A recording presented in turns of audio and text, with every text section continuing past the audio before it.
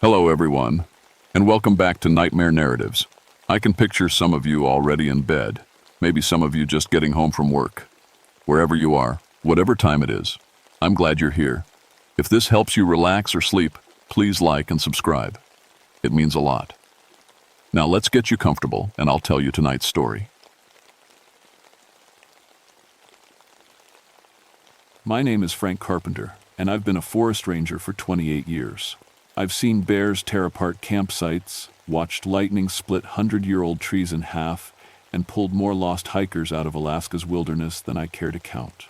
But nothing, and I mean nothing, prepared me for what I found at Devil's Creek Logging Camp in February of 1958. I was 2 weeks away from retirement when the call came in. 28 years of service, and all I wanted was to hang up my badge and forget about the war. The Pacific Theater had given me enough nightmares to last 3 lifetimes. I figured walking through quiet forests and helping lost tourists would wash the blood out of my dreams. Mostly, it worked. The radio crackled to life around noon on February 12th. Ranger Station 7, this is Bush Pilot Charlie 4. You copy? I set down my coffee and picked up the handset. This is Carpenter. Go ahead, Charlie 4. Frank, it's Tom Bailey. Just flew over. Devil's Creek camp on my supply run to Seward. Thought you should know there's smoke coming from those old buildings. That got my attention. Devil's Creek had been abandoned since 1932 when the whole logging crew vanished during a blizzard. 26 men gone without a trace. The Forest Service had written it off as an avalanche, but no bodies were ever found.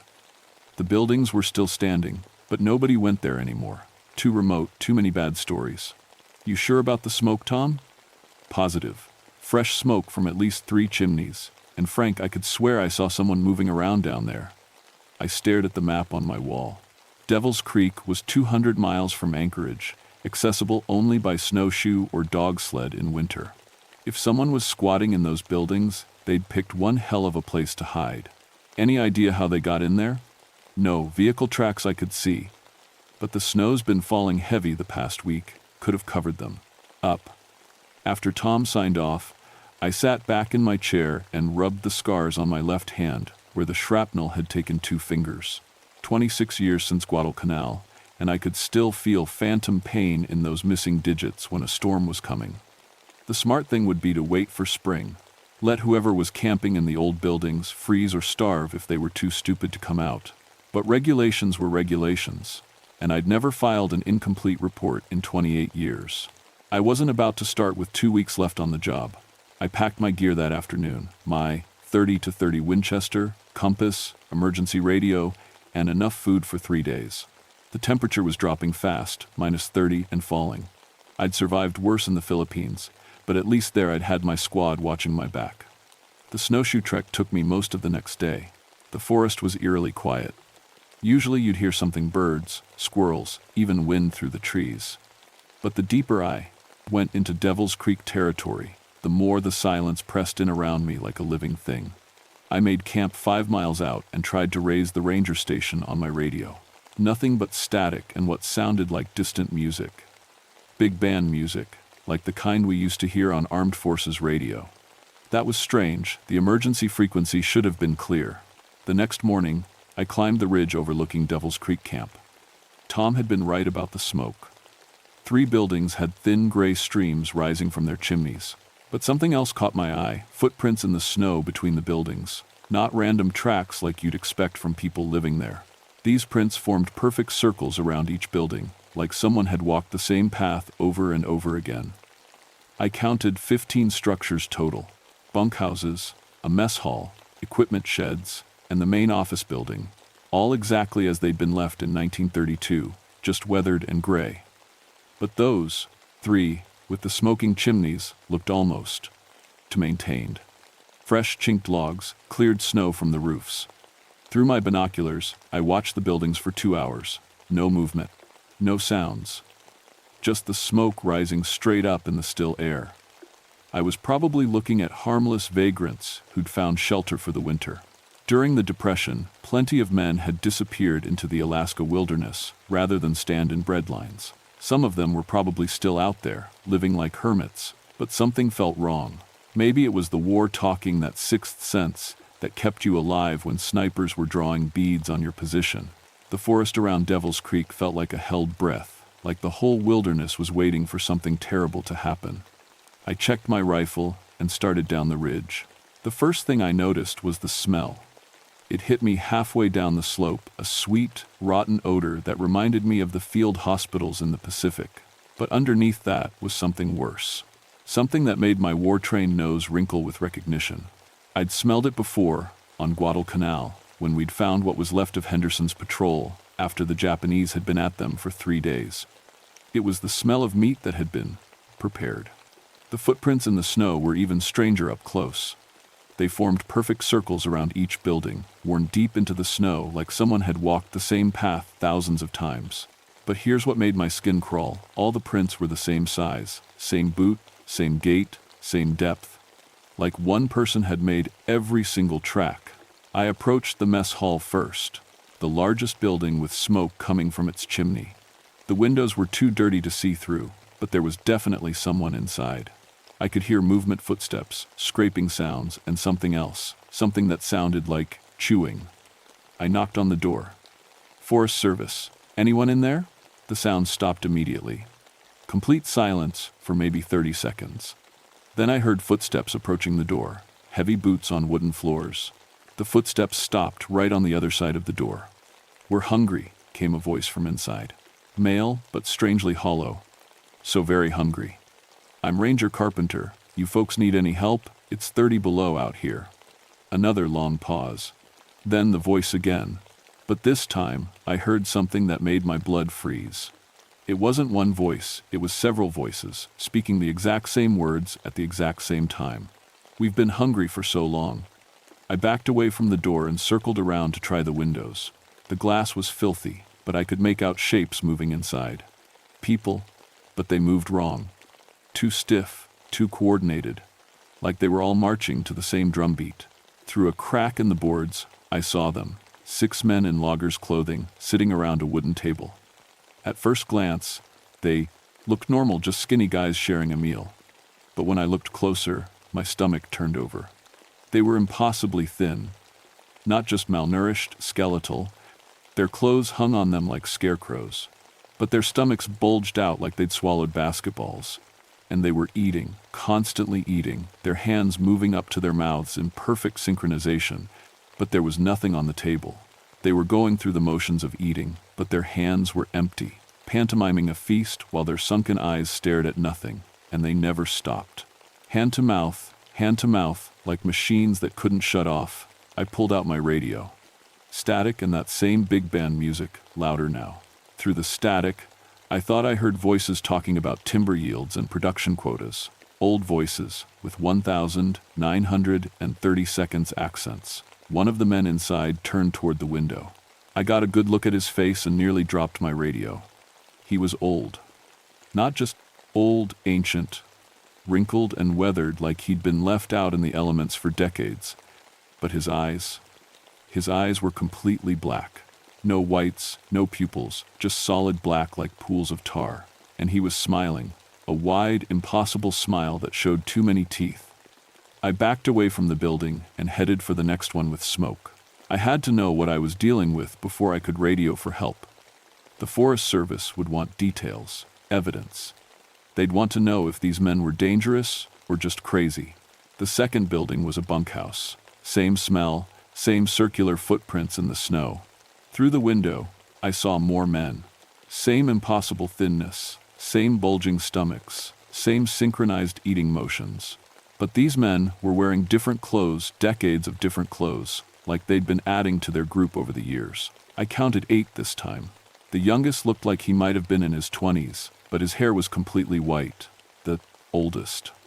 God, the oldest looked like a mummy. Dried skin stretched over bone, but still moving. Still going through those eating motions.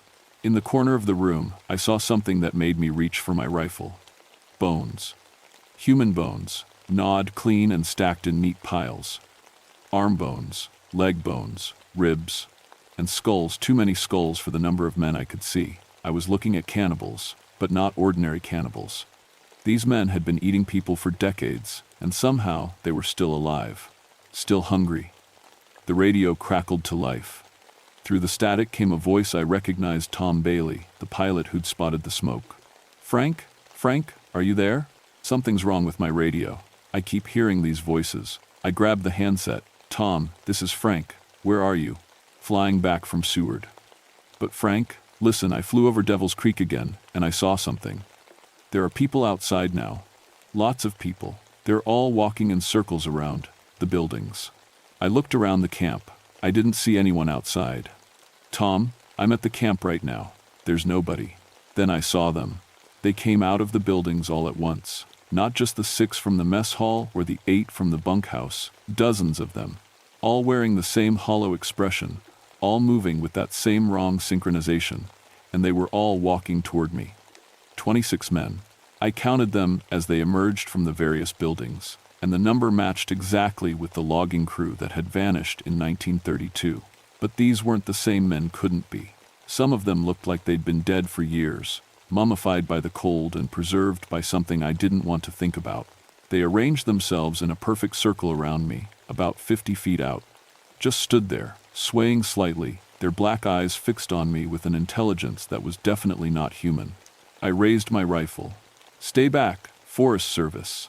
They all smiled at the same time, 26 identical grins, showing far too many teeth. We remember you, they said in unison. Not 26 different voices, one voice coming from 26 mouths. You smell like the war, like the hunger you've tasted. My blood turned to ice water. They were talking about Guadalcanal, about the things I'd tried to forget with 28 years of whiskey and quiet forests. You know what it's like. The voice continued from all their mouths. To be so hungry you'll eat anything, to cross that line and never come back. I'd never told anyone about Ramirez, about how he'd lasted 6 days after the shrapnel took out most of his guts, about what we'd had to do when the rations ran out and the medics couldn't get through Japanese lines. We can smell it on you. The guilt, the hunger you carry. You understand us.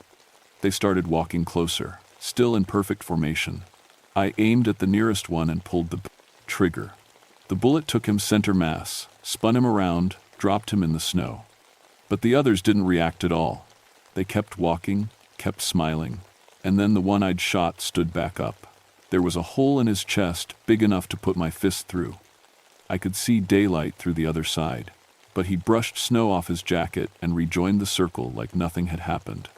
We've been waiting for someone like you, they said. Someone who understands, someone who's crossed the line. I backed toward the tree line, working the bolt on my rifle. What are you? We are what hunger becomes when it never stops. We are what men become when they feast on flesh and find they can never be satisfied. The one in the lead, a big man in a supervisor's jacket, stepped forward. His face was barely human anymore, just skin stretched over skull, but when he spoke, his voice was different from the others, clearer, more individual. My name was Carter Willis. I was the foreman here in 1932. We got snowed in during the worst blizzard in 50 years. Food ran out after the first week. The others gathered closer around him, like children around a storyteller. We drew lots, Willis continued. Fair and square. Peterson drew the short straw. We told ourselves it was just survival, just staying alive until the snow melted. I'd heard this story before. Different war, different men, but the same desperate choices. But after we ate Peterson, we were still hungry. Hungrier than before, and there was Morrison, poor Morrison with his broken leg. He couldn't run. The circle tightened. I could smell them now, that sweet rot mixed with something worse, something that had been eating and eating for decades without ever feeling full. Each man we ate made us hungrier, and when the snow finally melted and the rescue teams came, well, we were the only ones left, the only ones they found. The report said, "You all died in the Fife blizzard." Willis's ruined face smiled. We did die, but we kept eating. And when you cross that line, when you develop a taste for human flesh, death doesn't matter anymore. Hunger becomes all you are. I tried to run then, turned and sprinted for the forest, crashing through snow up to my knees. But they were faster than they looked. They spread out through the trees like they'd done this before, cutting off every escape route. I made it maybe 100 yards before they surrounded me again. "Don't fight it," Willis said, stepping out from behind a massive spruce. "You know what it's like, the hunger that never goes away." Join us, and you'll never have to feel guilty again. I'm not like you. No? Then why haven't you eaten a full meal in 28 years? Why do you pour whiskey on your food so you can't taste it properly? Why do you live alone in the forest, afraid of what you might do if you get too close to people? They were inside my head somehow, reading memories I'd buried so deep I'd almost convinced myself they weren't real. Ramirez lasted 6 days, Willis continued. 6 days of screaming while the infection ate him alive. But you couldn't let him die, could you? Couldn't waste the meat. Stop. You cut off his leg while he was still breathing. Told him it was to save his life, but you were already planning the soup you'd make from the bone marrow. Stop. I emptied my rifle into Willis. 6 shots, center mass. He staggered backward, black blood spraying from the wounds, but kept talking. That's why you became a ranger, why you chose the loneliest job you could find. You were afraid of the hunger, afraid you might develop a taste for it again. The other 25 moved closer. I could see my reflection in their black eyes, a scared old man who'd been running from his demons for 3 decades. Join us, they whispered in unison. Let the hunger out. Stop fighting what you are. I looked around the circle of ruined faces. Some were so decomposed I could see bone through the rotted flesh. Others looked almost fresh, like they'd joined the group recently. All of them had the same expression, a terrible joy, like they'd found something they'd been searching for their whole lives. And for a moment, God help me, I was tempted. The guilt had been eating me alive for 28 years. The dreams, the flashbacks, the way I couldn't look at raw meat without seeing Ramirez's face. Maybe it would be easier to just give in, to let the hunger take over and stop fighting it. But then I remembered why I'd become a ranger in the first place. Not to hide from what I'd done, but to make up for it. 28 years of helping people, of saving lives, of doing good in the world. I reached into my pack and pulled out my emergency flares. No, I said, popping the first one. I may have crossed the line once, but I'm not like you. I learned to live with what I did. You just kept feeding it. The bright red light made them hiss and back away. Their faces looked even more horrible in the flare's glow, melted and twisted like candle wax. I lit 2 more flares and threw them at the nearest buildings. You want to know the difference between us? I shouted over their screams. I stopped. The flares caught the old wooden buildings faster than I'd expected. Dry timber and decades of neglect made perfect kindling. Within minutes, the mess hall was fully engulfed, and the fire was spreading to the other structures. The 26 creatures, I couldn't think of them as men anymore, stood transfixed by the flames. Their black eyes reflected the orange light like mirrors, and for the first time since I'd met them, they looked afraid. You don't understand, Willis said, his voice barely audible over the roar of the fire. We can't die. The hunger won't let us. Maybe not, I said, lighting another flare, but I can make sure you can't spread it either. I threw the flare at the nearest bunkhouse and watched it catch. The creatures moved away from the flames but didn't flee. They seemed drawn to the fire even as it terrified them. That's when I understood. The hunger had kept them alive for 26 years, but it had also trapped them here. They couldn't leave Devil's Creek because this was where it had started, where they'd first crossed the line from survival to something darker. The forest, Willis whispered. If the fire spreads to the forest. He didn't finish the sentence, but I knew what he meant. The hunger would spread with the flames. Every creature that died in the fire, every person who came to investigate, they'd all become part of it. The hunger would grow until it consumed everything. I looked at the wind direction, northeast, toward the main forest. If the fire jumped to the trees, it would take out thousands of acres, and everything it touched would become infected with whatever had turned these men into monsters. There's a way to stop it, Willis said, reading my thoughts again. But you won't like it. Tell me. The hunger needs flesh to survive. Living flesh, if there's no food source. I understood immediately. The creatures would starve without people to eat.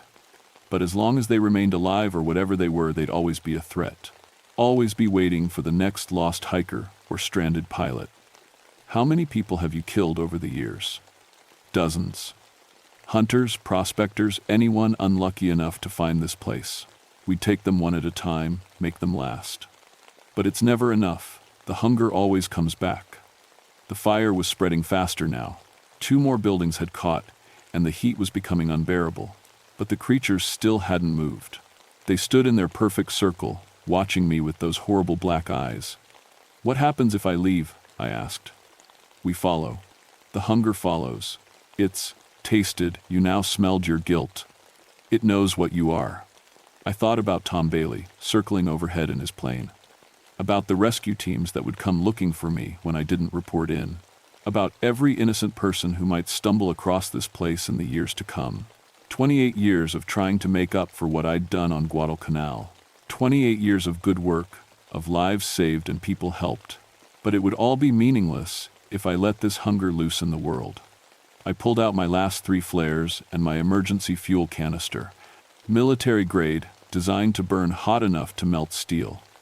I'd been saving it for emergencies, but this qualified. "What are you doing?" Willis asked, but I could see in his ruined face that he already knew. "Finishing what I started 28 years ago."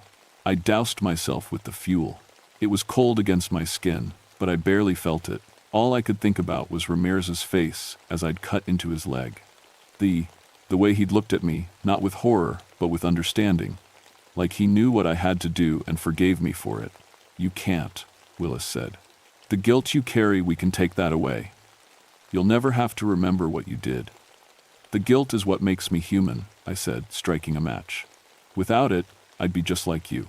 The fire caught immediately. I had maybe 10 seconds before the pain became unbearable, but that would be enough. The fuel canister would explode, taking out everything in a 50-foot radius. The creatures, the buildings, and the hunger itself. Willis and the others rushed toward me, but the flames drove them back. They screamed not in pain, but in fury. The hunger was losing its hold on the world, and it knew it. As the fire consumed me, I thought I saw Ramirez standing at the edge of the flames. Not the dying, infected version from my nightmares, but the young soldier I'd known before the war broke us both. He was smiling, and in his eyes, I saw something I'd been searching for my whole life. Forgiveness. The explosion took out the entire camp and everything in it. The official Forest Service report lists the Devil's Creek incident as an accidental fire caused by faulty equipment in an abandoned logging camp. Ranger Frank Carpenter died in the line of duty while investigating unauthorized occupation of federal land. He was posthumously awarded the Distinguished Service Medal for 28 years of exemplary service. The fire burned for 3 days before winter weather finally contained it. Search teams found Carpenter's remains near the center of the blaze, along with evidence that he'd used emergency flares to prevent the fire from spreading to the surrounding forest.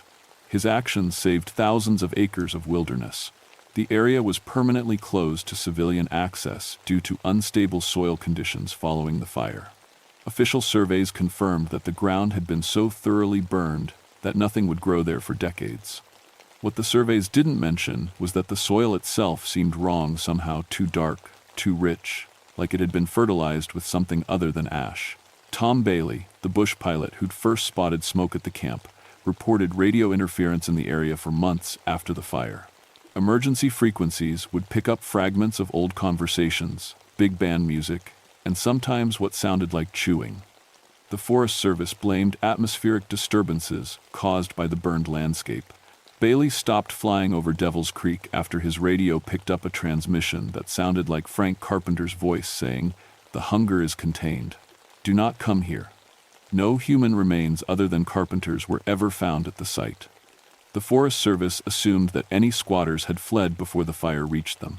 They never explained the bone fragments that search teams discovered throughout the burned area, fragments that carbon dating suggested were decades old. Local indigenous elders, when asked about the area, would only say that some hungers should never be fed and some places should never be disturbed. They'd known about Devil's Creek long before the loggers arrived in 1932. They'd known what lived there. The camp was never rebuilt. Maps showed the area as uninhabitable wilderness, too remote and dangerous for development. Occasionally, hunters or hikers would report strange sounds coming from the burned forest, rhythmic footsteps, chewing noises, voices calling for help. These reports were dismissed as wind through damaged trees and the psychological effects of isolation. But every February 12th, on the anniversary of the fire, Tom Bailey's radio would crackle to life with a brief transmission. "Anchorage Base, Carpenter here. The hunger is contained." The message always came at exactly noon, and it always lasted for 30 seconds, long enough to confirm that somewhere in the burned wasteland of Devil's Creek, Frank Carpenter was still on duty, still making sure that some hungers stayed buried, still paying for sins that should have been forgiven long ago. The Forest Service keeps the area under surveillance, though they'd never admit it. Motion sensors, disguised as weather equipment, monitor the burned zone for any signs of movement. Satellite imagery is reviewed monthly for changes in the landscape. So far, nothing has grown back. The soil remains dark and rich, but seeds won't take root. Animals avoid the area entirely, as if they can sense something wrong with the ground itself.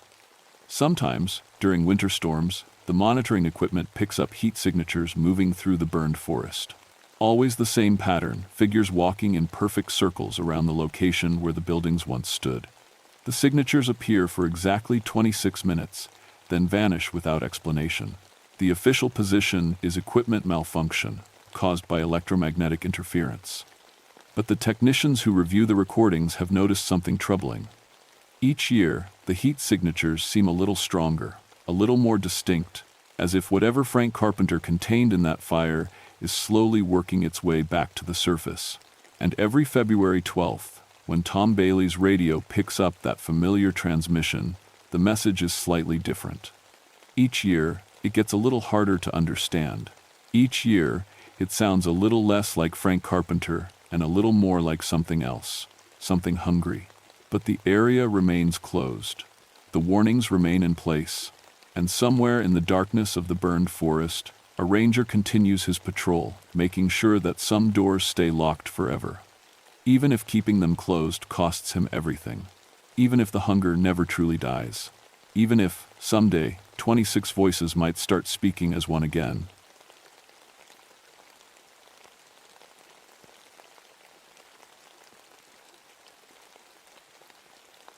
My name is Margaret Rivers, but everyone calls me Maggie. I'm 29 years old, and I'm probably the youngest female park ranger in all of Alaska. 3 years ago, I came up here to the Brooks Range, to the most remote station in North America. People think I'm crazy for wanting this job, but they don't understand. Sometimes, you need to get as far away from everything as possible. The burns on my arms tell a story I don't like to talk about. House fire, 2 years back. I lost my 2 little ones. Emma was 5, Tommy was 3. The doctor said I was lucky to survive. I don't feel lucky. That's why I'm here. 400 miles north of the Arctic Circle, where the nearest person is a 4-day hike away. My job is simple enough. I watch the wildlife, count the animals, make sure the land stays protected. During summer, it's beautiful up here, all green and alive. But winter is different. Winter is when the sun goes away for 65 days straight, and you're alone with just your thoughts and the cold. This is my 3rd winter doing the solo assignment. Most rangers won't take it. They say the darkness gets to you, makes you see things that aren't there. But I like the quiet. The cabin is small but warm, with thick walls and a good heating system. I've got my radio, my rifle, enough food to last until spring. It's December now, and I'm on day 47 without sunlight. The temperature outside is minus 50 degrees. Inside, it's cozy. I keep detailed logs of everything: weather, animal tracks, equipment checks. It helps keep my mind busy. But lately, something's been different. It started small, little things that didn't quite make sense. Yesterday morning, I found handprints on the outside of my window. Small handprints, like a child's, pressed into the frost. That was strange, because no one else is supposed to be out here. The nearest Inupiat village is 200 miles south, and they know better than to travel in this weather. I told myself it was probably just ice, forming in weird patterns. Ice can look like anything if you stare at it long enough. Then this morning, I found them again. Fresh ones. Perfect little handprints, right at the height where a 5-year-old might reach. Like Emma used to do on car windows. I sat at my kitchen table, drinking coffee, and staring at those prints through the glass. The coffee was hot, but my hands were shaking anyway. Not from cold, from something else. Just ice? I said out loud, just to hear a voice, even if it was my own. Just weird ice patterns. But deep down, I knew ice didn't make handprints that perfect. I've been keeping these audio logs for the rangers who'll come in spring. If something happens to me, they'll need to know what went wrong. That's standard procedure. But really, I think I'm just talking to keep myself sane. The thing about being alone for this long is that your mind starts playing tricks on you. I know this. I've read all the studies about isolation and what it does to people. Hallucinations are normal. Hearing voices is normal. Seeing things that aren't there is normal. But those handprints look so real.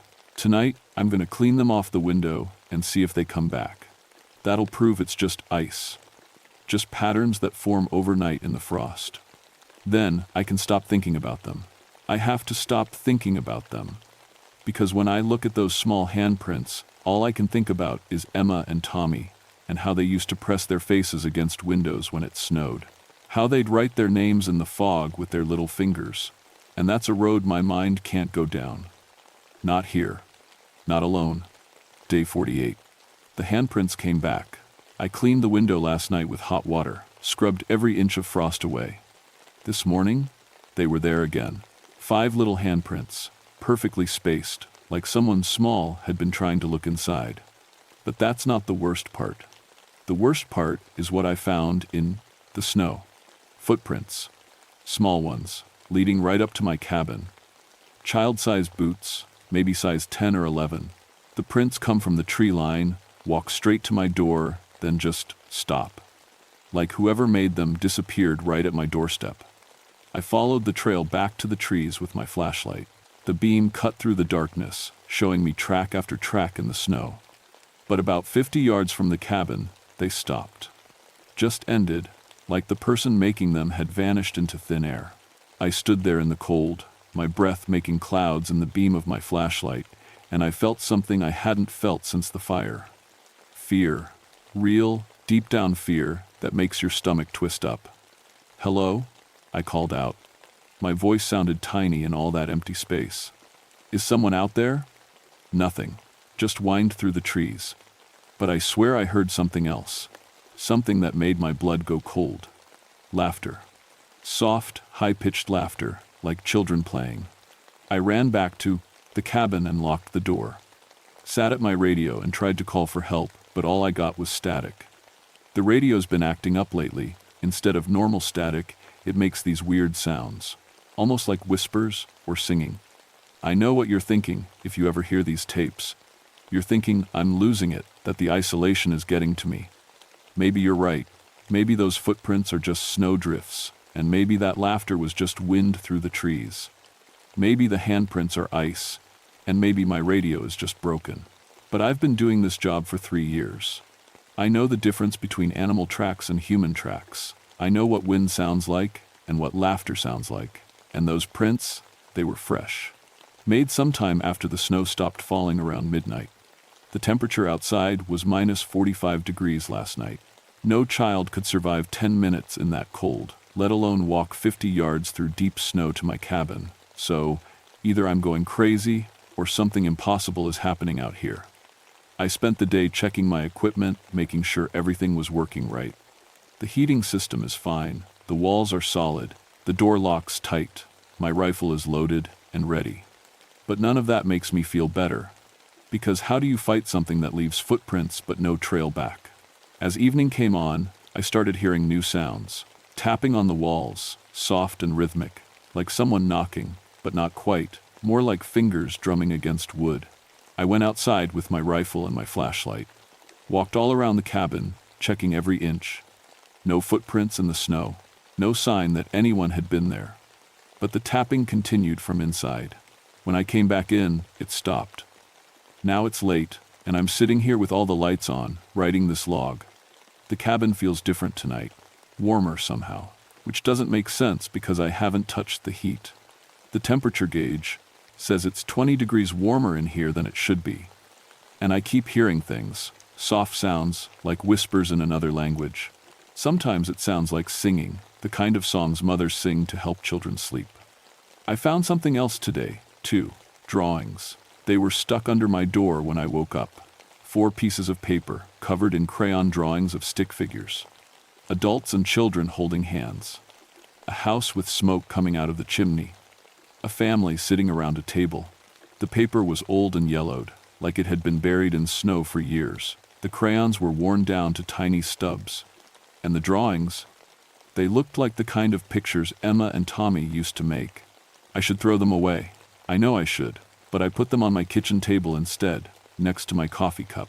They make the cabin feel less empty. That scares me more than the footprints, more than the laughter, because it means some part of me wants this to be real.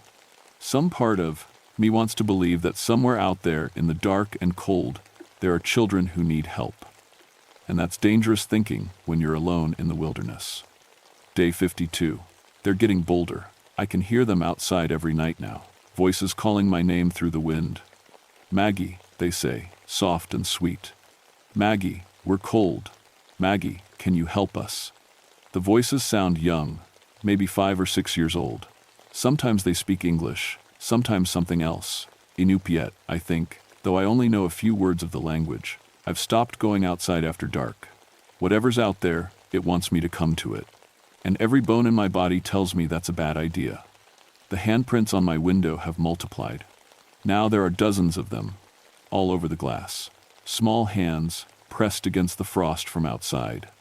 And when I look closely, I can see face prints too. Little noses and foreheads, like children pressing their faces against the glass to look in. The drawings keep appearing.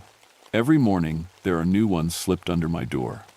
Pictures of families, of children playing in snow, of warm houses with smoke rising from chimneys. The paper is always old and brittle, like it's been frozen for years.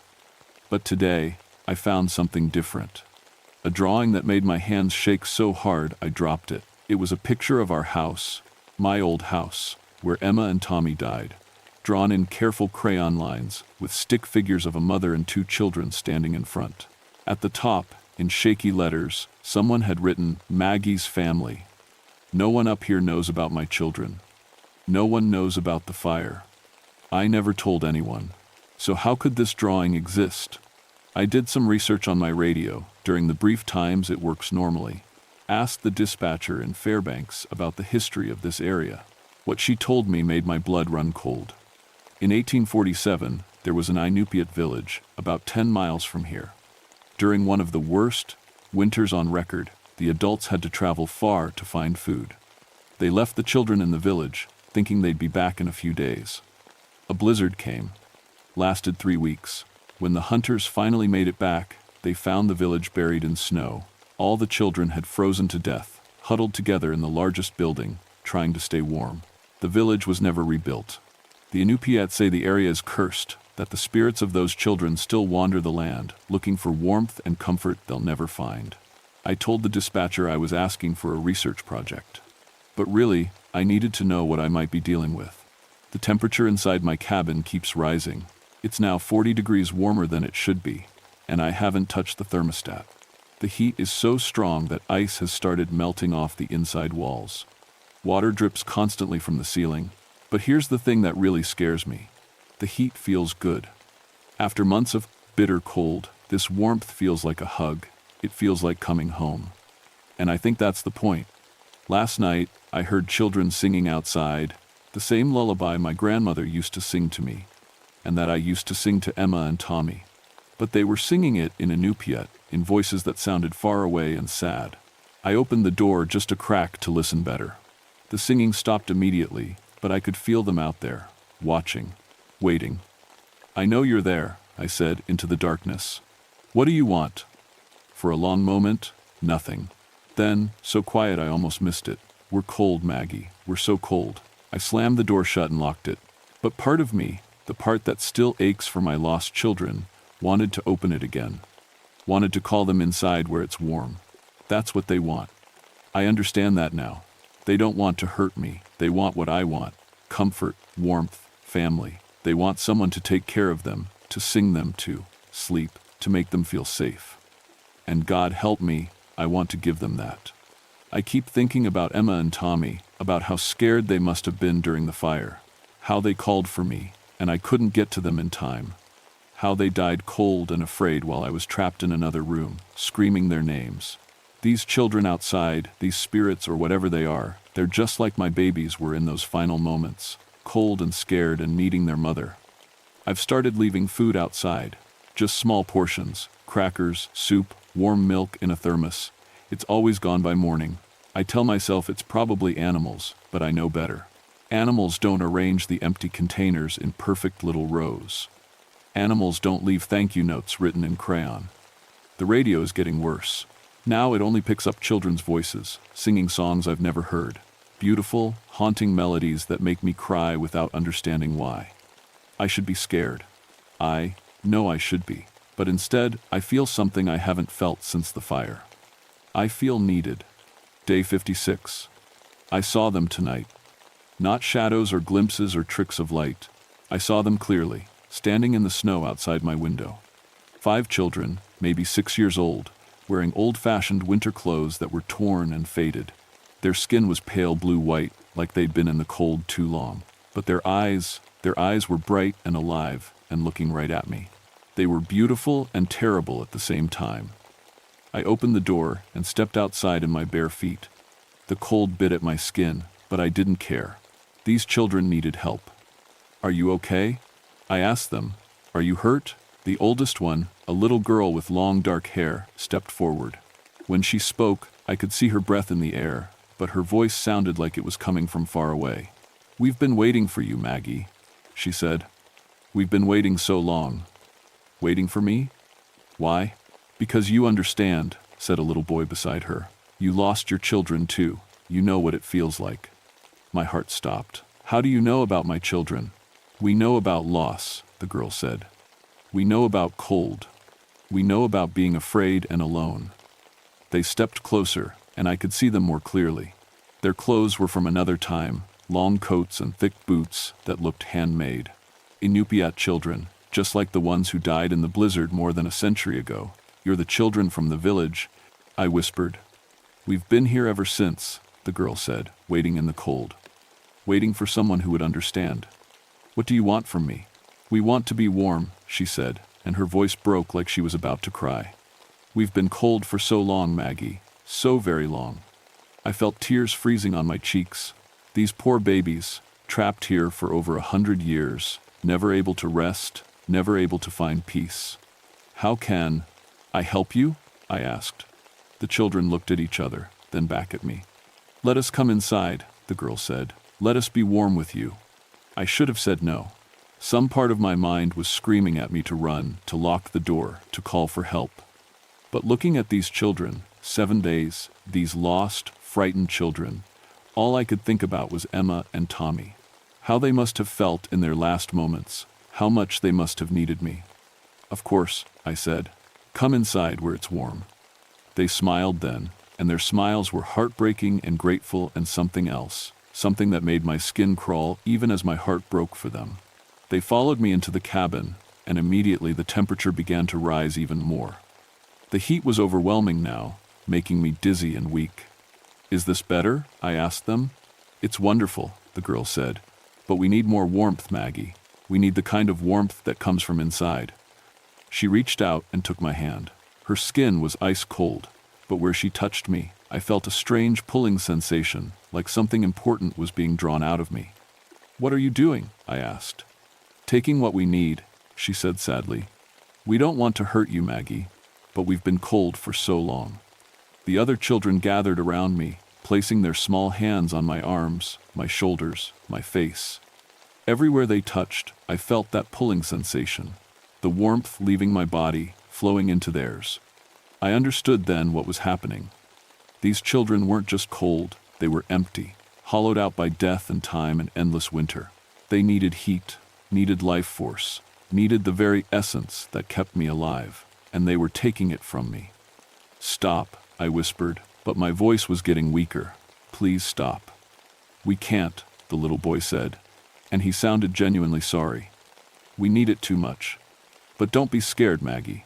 When it's over, you'll be with your children again. Emma and Tommy are waiting for you." At the mention of their names, I felt a surge of something, not fear, but peace. Because these children were right. I had lost everything that mattered to me. My babies were gone, and I was just marking time until I could be with them again. Maybe this was how it was supposed to happen. I closed my eyes and felt the warmth flowing out of me. The children's hands were getting warmer as mine got colder. Their skin was returning to a healthy pink as mine turned pale. "Thank you," the girl whispered. "Thank you for understanding." But as I felt my life slipping away, I had one last moment of clarity. These children had been taking warmth from travelers for over a century.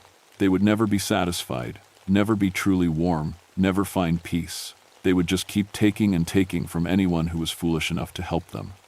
But I was too weak to fight now, too tired to resist. "It's okay," I told them, thinking of Emma and Tommy. "It's okay." The last thing I remembered was the sound of children singing, soft and sweet, as the world went dark around me. From the official report filed by Ranger Station Supervisor James Mitchell, the 15th of February 1968, Ranger Margaret Rivers was found deceased in her cabin on February 12th, after failing to respond to radio contact for 3 weeks. The cause of death was determined to be hypothermia, resulting from heating system failure during extreme weather conditions. The cabin was found in unusual condition. Despite outside temperatures of -60 degrees, the interior was warm enough that most of the ice on the walls had melted, causing significant water damage. However, Ranger Rivers was found frozen solid in her chair, wearing only light clothing. Personal effects recovered from the scene included standard Ranger equipment, food supplies sufficient for several more weeks, and numerous crayon drawings of unknown origin. These drawings appeared to be very old, though how they came to be in the cabin is unclear. Of particular note were the audio logs recovered from the scene. While the first several days of recordings appear normal, subsequent entries describe increasingly erratic behavior and apparent hallucinations consistent with extreme isolation syndrome. The final entries, recorded shortly before Ranger Rivers' death, contain lengthy conversations with parties not present at the scene. Asterisk. Personal note. Handwritten on the back of the official report. Asterisk. I've been a ranger for 26 years, and I've seen what isolation can do to people. But I've never seen anything like this. Maggie's body wasn't just frozen, it was drained. Like something had pulled every bit of warmth and life out of her.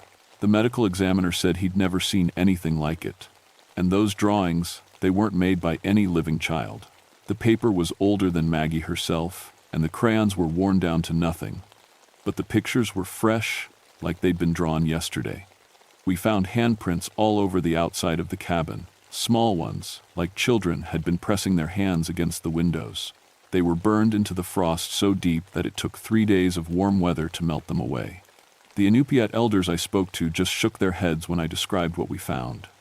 "Bad place," one of them told me. "Children who never left, still looking for warmth. I've recommended that the station be permanently closed. The official reason is equipment unreliability and harsh conditions. But the truth is, I don't want to send another ranger up there alone. Since Maggie's death, 3 other isolated stations have reported similar phenomena. Children's voices on the radio, handprints on windows, rangers talking to people who aren't there. Whatever happened to Maggie is spreading. Or maybe it was always there, and we just never noticed because no one survived long enough to tell the story. Either way, I'm putting in for retirement next month. Some things you see in this job, you can explain away. Others follow you home and whisper at your windows when you're trying to sleep.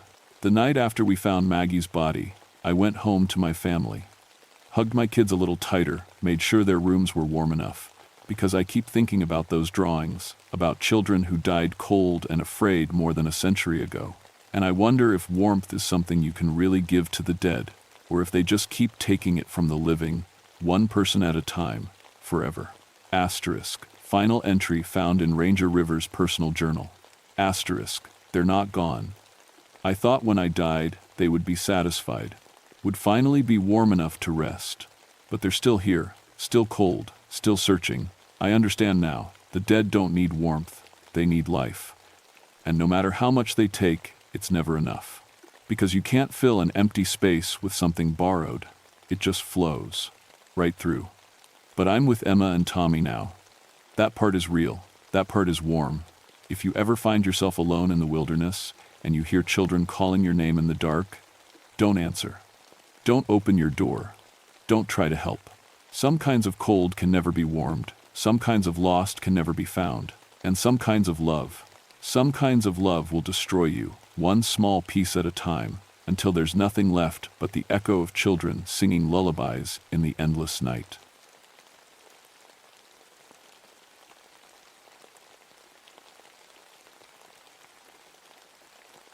My name is Daniel Wolfhart, and I've been a park ranger in Denali for 12 years. People always smile when they hear my last name. They think it's perfect for someone who studies wolves. What they don't know is that my grandfather changed it from Wolfert when he came from Germany. Sometimes I wonder if that old name might have been better. Maybe then I wouldn't have felt so connected to these animals. Maybe then I wouldn't have pushed so hard to understand them. October 1974 was supposed to be my last month studying the Wonder Lake wolf pack. I'd been tracking them for 3 years, documenting their hunting patterns and social structure. The research was going well, too well, maybe. I was getting close to something important about pack behavior, something that might change how we understood wolves completely. The morning everything started, I was sitting in my research cabin, writing notes about yesterday's observations. The pack had been acting strange lately. Usually, they hunted in the early morning and evening. But for the past week, I'd seen them moving during the day, staying close together like they were planning something. My partner, Dr. Sarah Martinez, was supposed to meet me that morning. She'd been studying the pack's communication patterns from her camp 5 miles north. Sarah was the smart one, had her PhD in animal behavior from Berkeley. I was just a guy who'd learned to track in the Army and fell in love with these wild places. When she didn't show up by noon, I started to worry. Sarah was never late. Never. I tried raising her on the radio, but got nothing back except static. The weather was turning bad. October in Alaska can go from beautiful to deadly in hours, and the sky had that heavy gray look that meant snow was coming. The wind was picking up, making the cabin creak and groan. I'd seen storms trap people for days out here. I decided to hike to Sarah's camp. It wasn't far, maybe 2 hours through the tundra. I packed my rifle, extra ammunition, emergency supplies, and my tracking gear.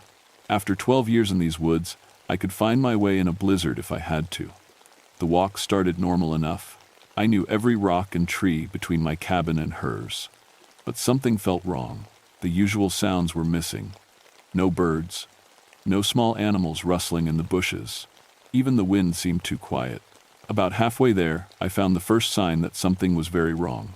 Wolf tracks. But not normal ones. These tracks showed the pack moving in a perfect line, like soldiers on patrol. Wolves usually spread out when they travel, checking different scents and paths. This looked like they were following orders. I'd studied thousands of wolf tracks over the years. These animals were smart, but they were still animals. They followed instincts, not battle plans. What I was seeing in the mud didn't make sense. The tracks led toward Sarah's camp. I started walking faster, my heart beating harder with each step. The rifle felt good in my hands. I'd used it to scare off bears and put down injured animals, never to protect myself from wolves. In 12 years, I'd never felt threatened by a wolf pack. They avoided humans. That was what made them survivors. When I reached the ridge above Sarah's camp, I stopped and looked down through my binoculars. Her tent was still standing, but something was wrong with the campsite. Equipment was scattered around, but not like a bear had gotten into it. Everything was arranged in patterns, neat piles, straight lines. Wolves don't arrange things. Bears don't either. I called out her name, no answer. Just the wind and the feeling that something was watching me from the tree line. Going down to Sarah's camp was one of the hardest things I'd ever done. My gut was telling me to turn around and hike back to my cabin, but Sarah was my partner, and maybe she was hurt and needed help. The scene at her camp made my stomach turn. Sarah's sleeping bag was ripped open, covered in blood, but there was no body. Her clothes were scattered around the fire pit, torn but placed in a circle like some kind of ceremony. Her research notes were missing, but her equipment was still there. A bear would have destroyed everything looking for food. A wolf pack would have just taken what smelled interesting and left the rest alone. This looked like someone had been looking for something specific. I found her radio smashed against a tree. The pieces were arranged in a straight line, like they'd been placed there on purpose. Then I found the tracks. Wolf prints surrounded the entire camp, but they weren't scattered like you'd expect from a pack investigating new smells. They formed a perfect circle around where Sarah's tent had been, like they'd surrounded her, like they'd planned it. I'd studied wolf hunting behavior for years. They used teamwork, sure, but it was instinct. Pack animals working together to bring down prey. This looked different. This looked like strategy. I started following the trail, leading away from camp. The tracks showed at least 8 wolves, maybe more. They were heading north, deeper into the park, away from the roads and cabins. 3 miles from Sarah's camp, I found her body. I've seen death before, in the army and from animal attacks out here. But nothing had prepared me for what I found in that clearing. Sarah was lying in the center of a perfect circle of stones. Her arms were positioned straight at her sides. Her eyes were closed, like she was sleeping. But her throat had been torn out, and there were bite marks all over her body. The stones in the circle weren't random rocks. They were all the same size, all placed exactly the same distance apart. It would have taken hours to arrange them like that. Animals don't build monuments. I checked my rifle and started backing away from the clearing. Every instinct I had was screaming at me to run. But I forced myself to think like a scientist, like Sarah would have wanted. Maybe this was some kind of territorial display. Maybe there was a rogue wolf, kicked out of its pack, going crazy from isolation. Maybe I was seeing patterns that weren't really there because I was scared and alone. Then I heard the howling. It started from one direction, then answered from another. Then another. They were surrounding me, just like they'd surrounded Sarah's camp. But this wasn't normal wolf communication. The howls had a rhythm to them, like a code, like they were talking to each other, coordinating their movements. I'd heard thousands of wolf vocalizations over the years. They howled to find each other, to claim territory, to celebrate a hunt. This was different. This sounded like language. My radio crackled to life. "Base to Wolfheart, come in." I grabbed it, grateful to hear a human voice. "Wolfheart, here. I need immediate backup at coordinates." I stopped, the voice on. The radio wasn't coming from park headquarters. It was coming from the woods around me. And it was howling. The radio was picking up the wolf pack's vocalizations and somehow translating them into human speech patterns. That was impossible. Radios don't work that way. I switched the radio off and started running. The howling followed me for miles. Sometimes it was close, sometimes far away, but it never stopped completely. They were tracking me, staying just out of sight but letting me know they were there. By the time I reached my cabin, the sun was setting. I locked the door, loaded my rifle, and tried to think rationally about what I'd seen. Sarah was dead. That was real. The stone circle was real. The coordinated tracks were real. Everything else had to have an explanation. Wolves were smart animals, but they were animals. They didn't plan murders or build monuments or speak through radio equipment. I tried calling park headquarters on the emergency radio, but I only got static. The storm was getting worse, and the mountains blocked a lot of signals anyway. I'd have to wait until morning to get help. I made dinner and tried to review my notes, looking for any signs that the pack had been acting unusually aggressive. But I kept thinking about those perfectly arranged stones and the way the tracks formed circles and lines instead of the random patterns wolves usually made. Around midnight, I heard scratching at the cabin door. At first I thought it was just the wind blowing branches against the wood, but the sound was too regular, too purposeful, like something was trying to get my attention. I picked up my rifle and looked out the window. 8 pairs of eyes stared back at me from the darkness. The wolves had found my cabin. The pack stayed outside my cabin all night. I could see their eyes reflecting the light from my lantern. 8 bright spots in the darkness that never seemed to blink. They didn't howl or try to break in. They just watched. I'd never heard of wolves doing that before.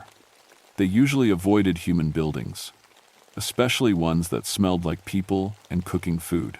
These wolves were acting like they were studying me, learning my habits. When morning came, they were gone, but they'd left something behind. The area around my cabin was covered in tracks, but not random ones. The wolves had walked in perfect geometric patterns, triangles, squares, even what looked like letters. It was like they'd spent the night writing messages in the dirt. I followed the tracks for about 100 yards before they disappeared into the rocky ground near the river. But I found something else that made my hands shake. My missing equipment was arranged in a neat pile next to a large boulder. Items that had been scattered around different campsites over the past few weeks. Things I'd thought I'd just misplaced or lost. Someone, or something, had been collecting my gear, and now they were giving it back. I spent the day hiking to different areas where I'd seen the pack before, looking for more signs of their unusual behavior. What I found made me question everything I thought I knew about wolves. At the old den site near Wonder Lake, I discovered bones arranged in patterns, not just random animal remains, but carefully placed displays that looked almost like words, like the wolves were trying to communicate something. I took pictures and made detailed sketches. Dr. Martinez would have been fascinated by this. Sarah had always said that wolves were more intelligent than most people realized. But even she had never suggested they might be capable of symbolic thinking. That afternoon, while I was examining tracks near the lake, I heard engines approaching. A Park Service helicopter was landing in the clearing near my cabin. Help had finally arrived. I ran back through the woods, happy to see other human beings after 2 days alone with increasingly strange wolf behavior. But when I got to the cabin, my relief turned to confusion. There were 3 men in Park Service uniforms, but I didn't recognize any of them. And they weren't carrying the usual equipment for a search and rescue operation. Instead, they had military-style gear, automatic weapons, night vision equipment, and radio gear I'd never seen before. Mr. Wolfhart? The leader was a tall man with gray hair and cold eyes. I'm Agent Harrison from the Fish and Wildlife Service. We understand you've had some problems with an aggressive wolf pack. Something about his tone bothered me. I'd called for backup, but I hadn't mentioned anything about aggressive wolves.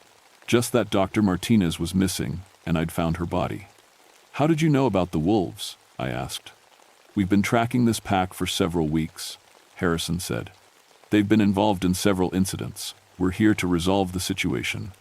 He asked me to show them where I'd found Sarah's body and to describe everything I'd observed about the pack's behavior. As I talked, the 3 men exchanged looks that made me uncomfortable, like they knew more than they were telling me. When we reached the clearing where Sarah had died, it was empty. The stone circle was gone. The body was gone. Even the bloodstains had somehow been cleaned away. Are you sure this is the right place? Harrison asked. I stared at the empty ground, trying to understand what had happened. I'd marked the location carefully. This was definitely the spot. But there was no evidence that anything had ever happened here. Someone moved the body, I said, and cleaned up the scene. Or maybe you were confused, one of the other agents suggested. Stress can make people see things that aren't really there. They were treating me like I was crazy, like I'd imagined finding my partner's mutilated corpse in a circle of stones. We hiked back to my cabin as the sun was setting. The agents set up their equipment and told me they'd be staying the night to observe the pack's behavior. I was supposed to stay inside and let them handle everything, but I couldn't sleep. Something was wrong about these men and their sudden appearance. In 12 years as a ranger, I'd never seen fish and wildlife agents with military equipment. And how had they known to come looking for this specific wolf pack? Around 2 a.m., I heard gunfire. I grabbed my rifle and looked out the window. The 3 agents were spread out in the clearing, shooting at something in the tree line. Muzzle flashes lit up the forest, and I could hear bullets hitting trees and rocks. But I couldn't see what they were shooting at. The gunfire stopped suddenly. One of the agents was on the radio, calling for backup. I heard him say, "The subjects are more organized than expected. We need additional support." Subjects? What kind of fish and wildlife operation referred to wolves as subjects? I decided to sneak out the back of the cabin and see what was really happening. But when I opened the rear door, I came face to face with the biggest wolf I'd ever seen. It was standing just 10 feet away, staring directly at me. Its eyes reflected the light from inside the cabin, and for a moment, I felt like I was looking at something that understood exactly who I was and what I was doing there. The wolf didn't growl or show its teeth. It just watched me for several long seconds, then turned and disappeared into the darkness. In the morning, the 3 agents were gone. Their equipment was missing, their helicopter was gone, and there was no sign they'd ever been there, except for bullet holes in the trees and empty shell casings scattered around the cabin. I tried calling park headquarters on the emergency radio, but the response confused me even more. There are no fish and wildlife agents assigned to your area, the dispatcher told me. And we don't have any record of Dr. Martinez being reported missing. According to the official records, Sarah was supposed to be on vacation in California. Her research camp had never existed. My reports about unusual wolf behavior had never been filed. Someone was erasing the evidence of what had happened. And I was starting to understand that this wasn't just about a rogue wolf pack.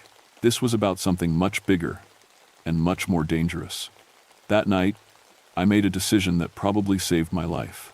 Instead of staying in the cabin, I packed my essential gear and hiked to an old hunting shelter about 3 miles away. Something told me the wolves knew exactly where I lived, and I needed to break the pattern. I was right. Around midnight, I heard the sound of my cabin being destroyed. From the ridge above the shelter, I could see lights and movement around my research station.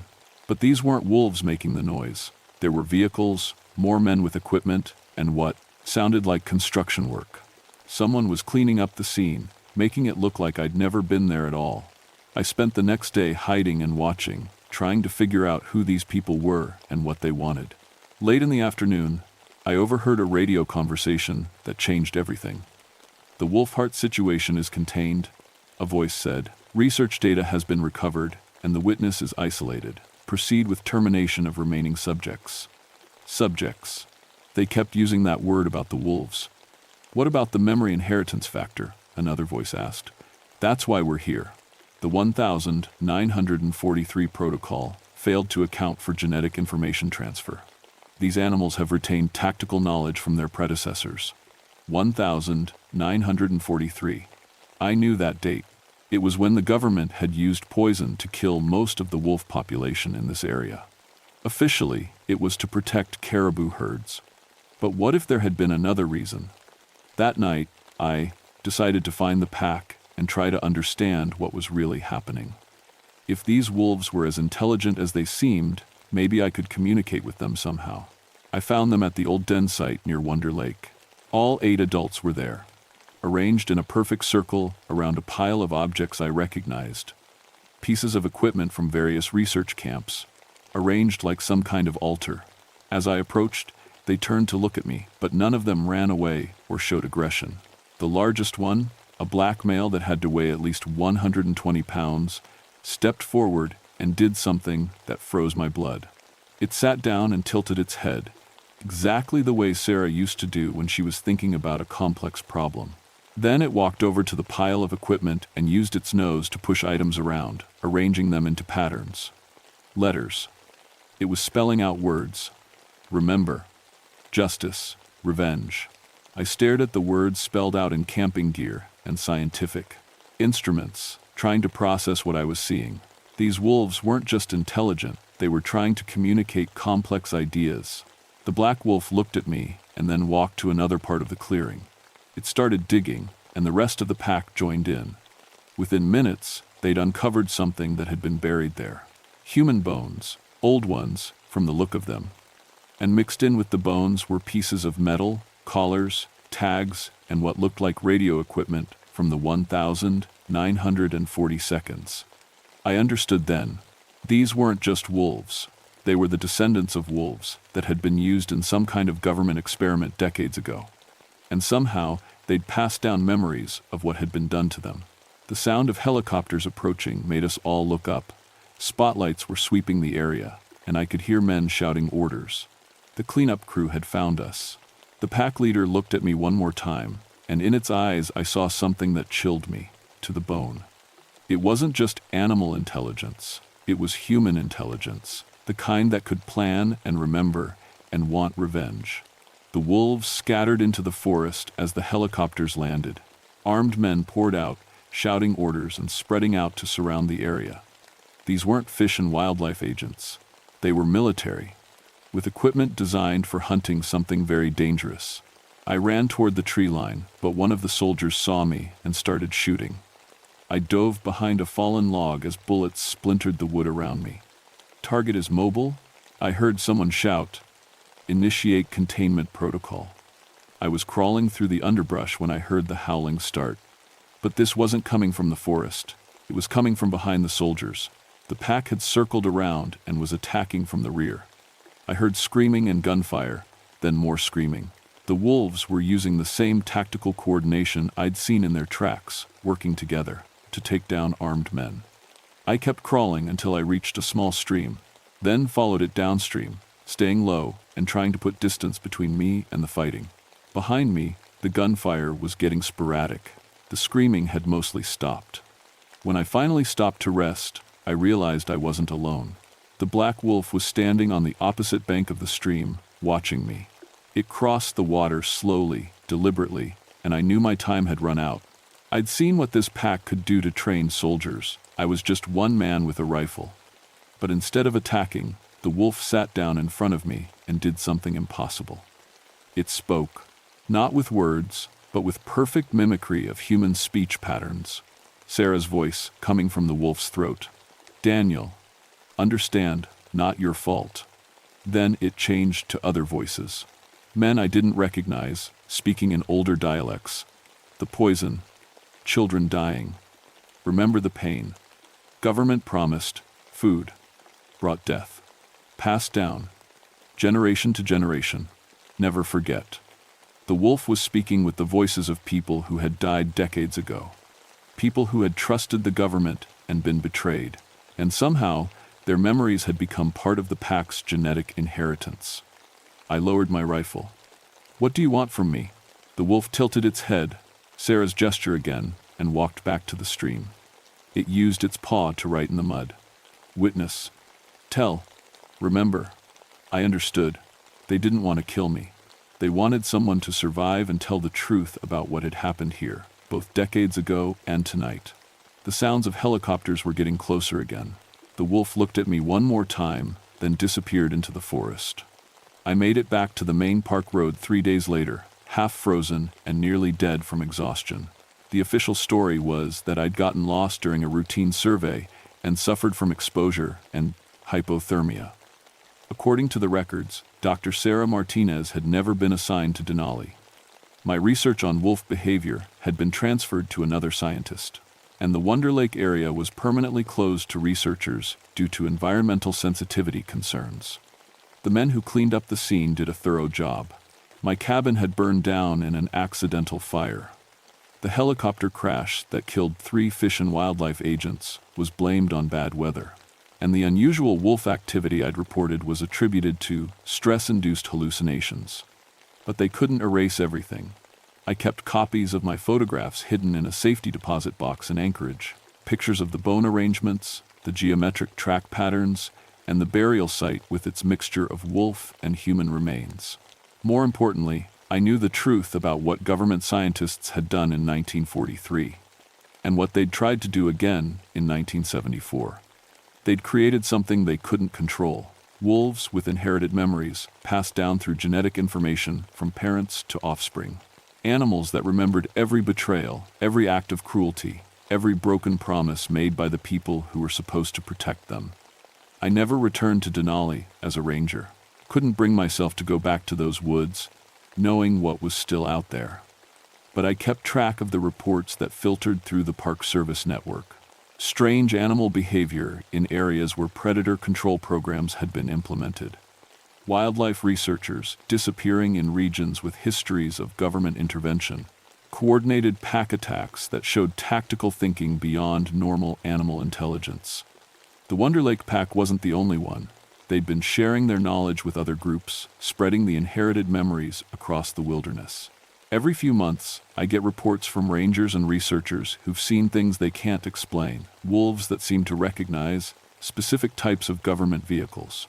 Packs that avoid areas where officials have been spotted, like they're following intelligence reports. Animals that arrange objects in patterns that look like warnings. I'm retired now, living in a small town in Montana, far from the wilderness areas where these things might be happening.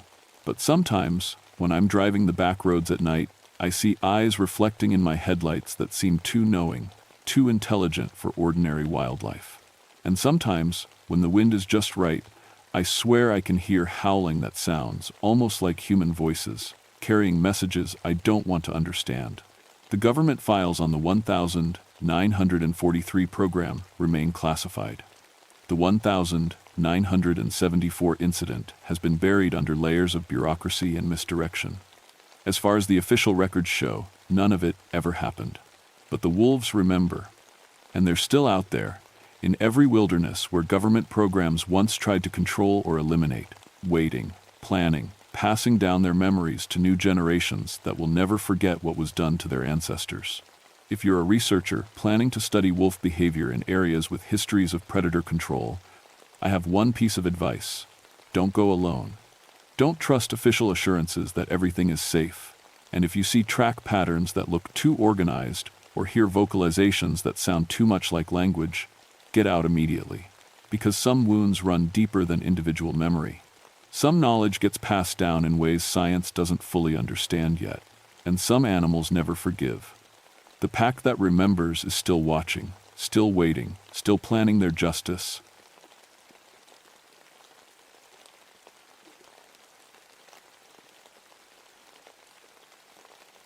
My name is Bobby Frost, and I'm probably the youngest guy to ever get a job studying glaciers for the National Park Service. At 28, most people think I'm crazy for spending my time on chunks of ice in Alaska, but I love it. There's something about glaciers that gets to me. They're like giant history books made of frozen water, holding secrets from thousands of years ago. I've been working at Glacier Bay National Park for 5 years now, got my fancy degree from MIT, which impressed my boss enough to give me my own research station way out on Muir Glacier. It's not much to look at, just a small building sitting on ice that's 200 feet thick. But it's mine, and I do important work there. Climate change research, they call it. I drill down into the ice and pull up samples to see what the world was like before cars and factories started pumping junk into the air. The thing is, I'm not great with people. Never have been. Give me numbers and data and scientific equipment, and I'm happy as can be. But put me in a room full of folks trying to make small talk, and I freeze up worse than my ice samples. That's probably why I like working alone on the glacier. Just me, my equipment, and the endless white silence. March is a weird time on the glacier. That's when the ice starts breaking up after winter. You can hear it groaning and cracking all day long, like some giant beast stretching after a long sleep. Most researchers clear out during breakup season because it's dangerous. Ice can shift without warning, opening up cracks deep enough to swallow a truck. But I stay. The ice cores I can get during breakup are special. The movement brings up older ice, stuff that's been buried for centuries. My station sits about 50 miles from the nearest town, accessible only by helicopter when the weather's good. And Alaska weather is never good for long. I've got a radio to call for supplies or emergencies, but mostly I'm on my own. That's how I like it. The local native folks have stories about this glacier, old tales about things trapped in the ice, waiting to get out. Ice demons, they call them. Shapeshifters that can look like anyone or anything. I've always been polite when the elders tell these stories, but between you and me, I believe in what I can measure and analyze. If it can't be proven with scientific methods, it's just old superstitions. My equipment is pretty basic but reliable. I've got ice drilling gear that can punch down 100 feet, microscopes for examining samples, and enough scientific instruments to stock a small lab. Everything runs on generators, and I keep careful records of every sample I take. My research could help predict how fast glaciers are melting, which makes it important work. At least, that's what I tell myself during the long, dark nights when the ice creaks and moans around me. The station itself is built on skids so it can move with the glacier. It's painted bright orange, so rescue helicopters can spot it against all that white. Inside, it's warm enough. With my lab equipment, a small kitchen, and a bunk where I sleep. The walls are thin, though, and sometimes at night I can hear the ice shifting beneath me. It's like living on the back of some huge, slow-moving animal. I keep detailed logs of everything. Weather, ice conditions, sample data. My handwriting is neat and precise, just like my work. I take pride in being thorough. Every ice core gets labeled and cataloged. Every measurement gets double-checked. That's what good science is all about. Looking back now, I wish I'd paid more attention to those native stories. I wish I'd listened when the old folks warned about things that should stay buried in ice. But I was too smart for my own good, too sure that my education and equipment could explain anything I might find. I was wrong about that. Dead wrong. It was March 15th when I made the discovery that changed everything. I'd been drilling deeper than usual, trying to reach ice that formed maybe 800 years ago. The drill bit hit something different around 90 feet down, Not harder ice exactly, but ice that felt wrong somehow. When I pulled up the core sample, I knew right away this was special. The ice was clearer than anything I'd seen before, like looking through the finest glass. But that wasn't the weird part. The weird part was what was frozen inside it. At first glance, it looked like some kind of prehistoric organism. Maybe a foot long, dark, and twisted in a shape I couldn't quite make sense of. It reminded me of a cross between a starfish and an octopus, but the proportions were all wrong. Too many limbs, or maybe too few. I couldn't tell where it began and where it ended. I set up my microscope and started examining it properly. That's when things got really strange. The organism kept changing. Not moving. It was definitely dead and frozen solid. But every time I looked away and then looked back, it seemed different somehow. More arms, or fewer. Different color. Sometimes it looked almost like a small person curled up. Sometimes it didn't look like anything I could name. At first, I figured my eyes were playing tricks on me. I'd been working long hours, and the constant white of the glacier can mess with your vision. But I'm a scientist, so I started taking photographs. That's when I knew something was really wrong. The photos showed different things each time. In one picture, the organism looked like a twisted bird. In the next, taken just minutes later, it looked like a small mammal with too many legs. The ice core itself was always the same, clear as window glass, but whatever was frozen inside, it kept changing. I tried calling the main station on my radio. Glacier Bay Base, this is Research Station 7. I've made a significant biological discovery. You need to see what I've found. The voice that crackled back sounded tired. What kind of discovery, Bobby? Unknown organism in ancient ice core, perfectly preserved, but unusual characteristics. I need consultation with the biology department. Can you describe it? I stared at the sample again. Right then, it looked like a twisted mass of dark tentacles. It's hard to explain. The preservation is unlike anything in the literature. I think we might have found something new. New how? Unknown species. Maybe unknown classification entirely. There was a long pause. Bobby, unknown doesn't mean alien. Keep documenting, and we'll have someone take a look when the weather clears. But I knew this wasn't just an unknown species. This was something else entirely. I spent the next 3 days photographing and measuring the sample. My records show clear documentation, but looking at them now makes my head hurt. The measurements don't match the photographs. The photographs don't match what I remember seeing. It was like the thing was changing even in my documentation. The ice around it started melting too, which shouldn't have been possible. My lab stays well below freezing, but the core sample got warm to the touch, and water started dripping from it. When I tried to preserve it in the freezer, the ice melted anyway. That's when I started having the dreams. At night, I'd dream I was looking in the mirror, but my reflection would move wrong, turn its head when I didn't turn mine, smile when I wasn't smiling. Sometimes, my reflection had too many fingers. Sometimes, it had the wrong eyes. During the day, I caught myself doing things I didn't remember deciding to do. I'd find notes in my handwriting that I didn't remember writing. Equipment would be moved around. Once, I found my microscope aimed at the window instead of the sample, like something had been watching outside. The organism in the ice kept changing, and now I was starting to change too. My reflection in the lab equipment looked wrong. My shadow seemed to move independently. When I spoke into my voice recorder, the playback sounded like my voice, but saying words I never said. I tried to convince myself it was isolation getting to me. Cabin fever. Too much time alone with weird ice samples. But deep down, I knew something was waking up, something that had been sleeping in that ice for a very, very long time, and it was learning to be me. By the 4th day, I couldn't deny what was happening anymore. The organism wasn't just changing appearance, it was moving. Not like a living thing moves, but like something learning how to be alive. Tiny shifts and twitches inside the ice that shouldn't have been possible. I documented everything, but my notes started getting confused. I'd write down one thing and find something completely different on the page later. My handwriting stayed the same, but the words changed. Sometimes I'd find entries that said things like, "The specimen is adapting well," or "integration," proceeding normally. Things I never would have written. The ice sample had completely melted by then, leaving behind a dark puddle that moved too thick to be water. When I tried to pour it into a container, it seemed to resist. clinging to the lab bench like it didn't want to be moved. Under the microscope, the liquid showed cellular activity that made no sense. Cells that divided and merged randomly. Patterns that looked almost like neurons firing. That's when I remembered the native stories my predecessor had told me about. Before I took this job, an old Tlingit elder named Joseph had visited the station.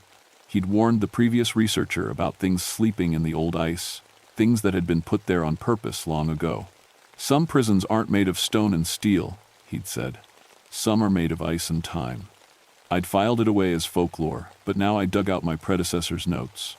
Dr. Helen Martinez had been studying this same area before she disappeared 3 years ago. Her final entries were strange, talking about mimetic organisms and cellular reconstruction capabilities. Her last entry just said, "It's learning to be me. If I start acting strange, don't trust me, don't let me leave." She'd never made it to her scheduled pickup. They found her station empty, all her equipment still running. No sign of struggle, no body, nothing missing, except Helen herself. The official report blamed a crevasse accident, but no one ever found her. Reading her notes made my hands shake. She'd found the same kind of organism I had. She documented the same impossible changes, and then she'd vanished. That night, I woke up to find myself standing outside in the snow. I was barefoot and wearing just my thermal underwear, but I wasn't cold. That should have been impossible. The temperature was 20 below zero. I should have been dead in minutes. I looked down at my feet and saw that my footprints in the snow were wrong. Too long, with marks where toes should be but shaped like claws. When I lifted my foot to look, it was normal again. Human. 5 toes, just like always. Back inside, I tried to radio for an emergency evacuation, but the voice that came out of my mouth wasn't quite right. The words were mine, but the tone was off, like someone doing an impression of me who hadn't quite figured out how I really sounded. Glacier Bay Base, this is Research Station 7, requesting immediate extraction. Bobby, you sound weird. Everything okay? I tried to answer, but the voice that came out said, "False alarm. Everything is proceeding normally. Do not send helicopter." I hadn't meant to say that. The words just came out.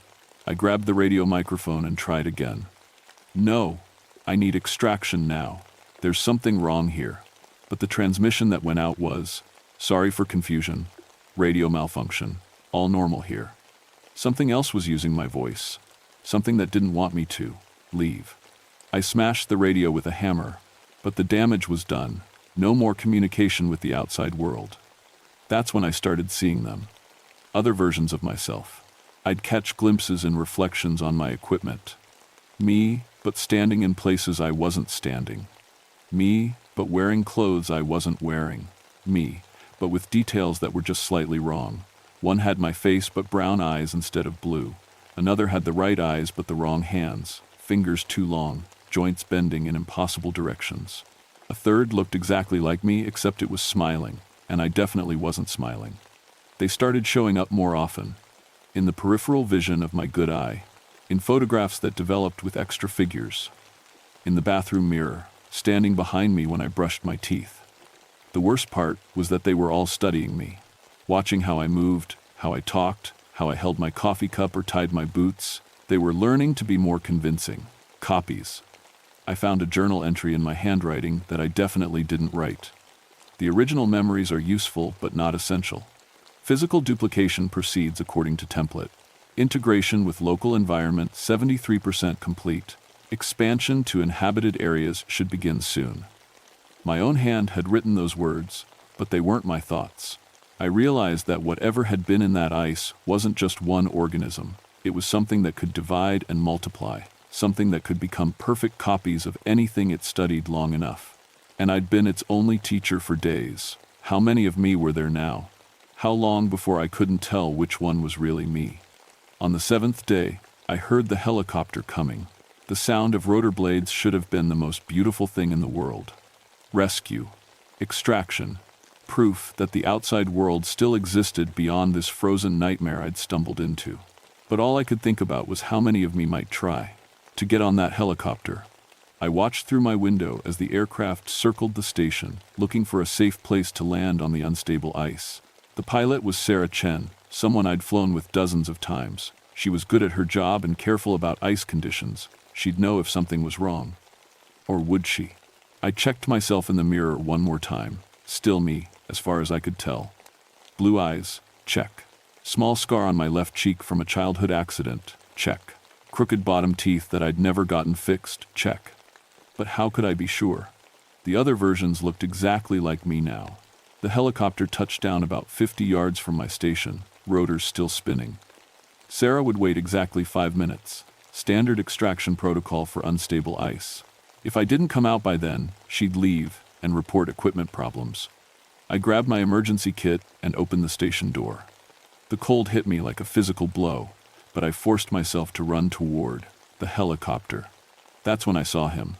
Another me was already running from the opposite direction. Same clothes, same emergency kit, same desperate expression on his face. He looked exactly like me, moved exactly like me, even had the same slight limp I'd developed from sleeping on the station's cheap mattress. We both reached the helicopter at the same time. Sarah looked confused, her eyes darting between us. "Bobby, what the hell?" "I'm Bobby," we both said at exactly the same time. Same voice, same inflection, same desperate tone. "There's something in the ice," the other me said. "Something that makes copies. Don't trust him. He's not real." "That's exactly what I was going to say," I shouted back. "Sarah, look at his watch. It's on the wrong wrist." But when I checked, both our watches were on our left wrists, exactly where mine always was. Sarah pulled out her sidearm, a standard-issue pistol that pilots carried for emergency wildlife encounters. Her hands shook as she pointed it back and forth between us. "Okay, this is insane, but I need proof. One of you isn't Bobby. Tell me something only Bobby would know." "Your daughter's name is Emma," we both said. "She's 7 years old and she wants to be a pilot like her mom." Sarah's face went pale. "How do you both know that?" "I never told Bobby about Emma." That's when I realized the truth. The thing hadn't just been copying me. It had been copying my memories, too. But it was also learning things I'd never known, accessing information I'd never heard. It wasn't just mimicking me anymore. It was becoming something more than me. "Sarah," I said, trying to keep my voice calm, "you have to shoot us both." "What?" "You can't risk taking either of us back. If even one of us isn't real, and you bring it to town." I thought about the liquid organism, how it had divided and multiplied in my lab, how it had learned to be me by watching me for just a few days. "How many people live in Glacier Bay?" "About 500, she whispered. "And how long would it take this thing to copy all of them?" The other me laughed, and the sound was wrong. Too confident, too knowing. "You're smarter than I gave you credit for, Bobby. But it's too late. I've already sent samples ahead." "What? Those helicopter supply drops you've been getting?" "I've been sending ice core samples back with them, marked as routine geological specimens. They're sitting in the Park Service lab right now, thawing out." Sarah raised her gun higher. "Both of you, shut up." But the other me kept talking. "The beautiful thing about humans is how trusting they are, how eager to help. Dr. Peterson probably took those samples home to study in his personal lab. Maybe his wife made him coffee while he worked. Maybe his kids looked through the microscope." "Sarah," I said urgently, "radio the Park Service. Tell them to quarantine the geology lab. Tell them to burn everything that came from Station 7. I can't do that and fly at the same time." "Then leave us both and go warn them." "No," the other me snarled, and suddenly it didn't look exactly like me anymore. Its face was shifting, features flowing like melting wax. "I won't let you ruin this." That's when Sarah started shooting. She emptied her entire clip, hitting both of us multiple times. I felt the bullets tear through my chest, hot and devastating. I fell backward onto the ice, blood spreading underneath me in a growing pool of red. But the other me didn't fall right. It collapsed like a punctured balloon, dark liquid leaking out instead of blood. The liquid moved across the ice with purpose, trying to reach me, trying to reach Sarah, trying to reach anything warm and alive. Sarah was already back in the helicopter, lifting off. Through my fading vision, I could see her talking frantically into her radio as the aircraft gained altitude. I hoped she was warning them. I hoped she would make it in time. But as I lay there dying on the ice, I could see dark shapes moving under the surface. The original organism wasn't gone. It was vast, spread throughout the glacier like veins of infection. And with the ice melting faster each year due to climate change, it was all going to get out eventually. My last thought before everything went black was a question. What else was frozen in the world's glaciers, waiting for the ice to melt? The official report blamed toxic gas exposure from the ice cores. According to the Park Service, researcher Robert Frost suffered hallucinations and paranoid delusions before dying in a helicopter evacuation attempt. Pilot Sarah Chen was treated for trauma after being forced to defend herself against an armed and delusional scientist. The geology lab was quietly evacuated and sterilized after what officials called a contamination incident involving unknown biological agents. Dr. Peterson and his family were quarantined for observation but showed no symptoms of infection. The ice core samples were incinerated as a precautionary measure. Sarah Chen retired from flying 6 months later. She never spoke publicly about what happened on the glacier, but those who knew her said she'd developed an intense fear of ice. She moved to Arizona and refused to own a freezer. Glacier Bay National Park suspended all research operations on Muir Glacier indefinitely. The official reason was unstable ice conditions and budget constraints, but no researchers have been allowed back since. The area is now marked as hazardous and off-limits to all personnel. But the glaciers keep melting. Every year, more ancient ice disappears. Every year, things that have been frozen for millennia are exposed to sunlight for the first time in recorded history. Scientists around the world report finding unusual biological specimens in melting permafrost and ice sheets. Most are dismissed as previously unknown bacteria or viruses. Most are destroyed before they can be properly studied. Most, but not all. In Siberia, a research team found perfectly preserved organisms in thawing permafrost. 3 team members died in what officials called equipment malfunctions, but local witnesses reported seeing multiple versions of the same person before the facility was evacuated and sealed. In Greenland, an ice core drilling operation was abandoned after researchers reported anomalous findings. The site remains closed, surrounded by warning signs in multiple languages. In Antarctica, satellite images show unusual patterns of ice melt around research stations. Several facilities have gone dark, their last transmissions reporting routine scientific work before all communication ceased. The climate scientists are right about one thing. The ice is melting faster than anyone predicted. But they don't know about the other consequences. They don't know what's waking up as the world warms. Sometimes I wonder if we're not just witnessing climate change. Maybe we're witnessing something much older and more deliberate. Maybe the things sleeping in the ice have been waiting for exactly this moment, when human activity would free them from their frozen prisons. Maybe global warming isn't our biggest problem after all. Maybe it's just the beginning. Late at night, when the news shows footage of melting glaciers and rising sea levels, I think about Bobby Frost. I think about the thing that learned to be him. I think about how quickly it adapted, how perfectly it copied not just his appearance but his memories and knowledge. And I wonder, in a world where the ice is melting everywhere, how would we even know if they're already among us? How would we know if they've been among us for years? After all, the perfect copy doesn't just look like the original. It believes it is the original. And if something can copy memories along with flesh, how? Could even the copy itself know what it really is? These are the thoughts that keep me awake at night. These are the questions I can't stop asking. Because sometimes, when I look in the mirror, I'm not entirely sure who's looking back.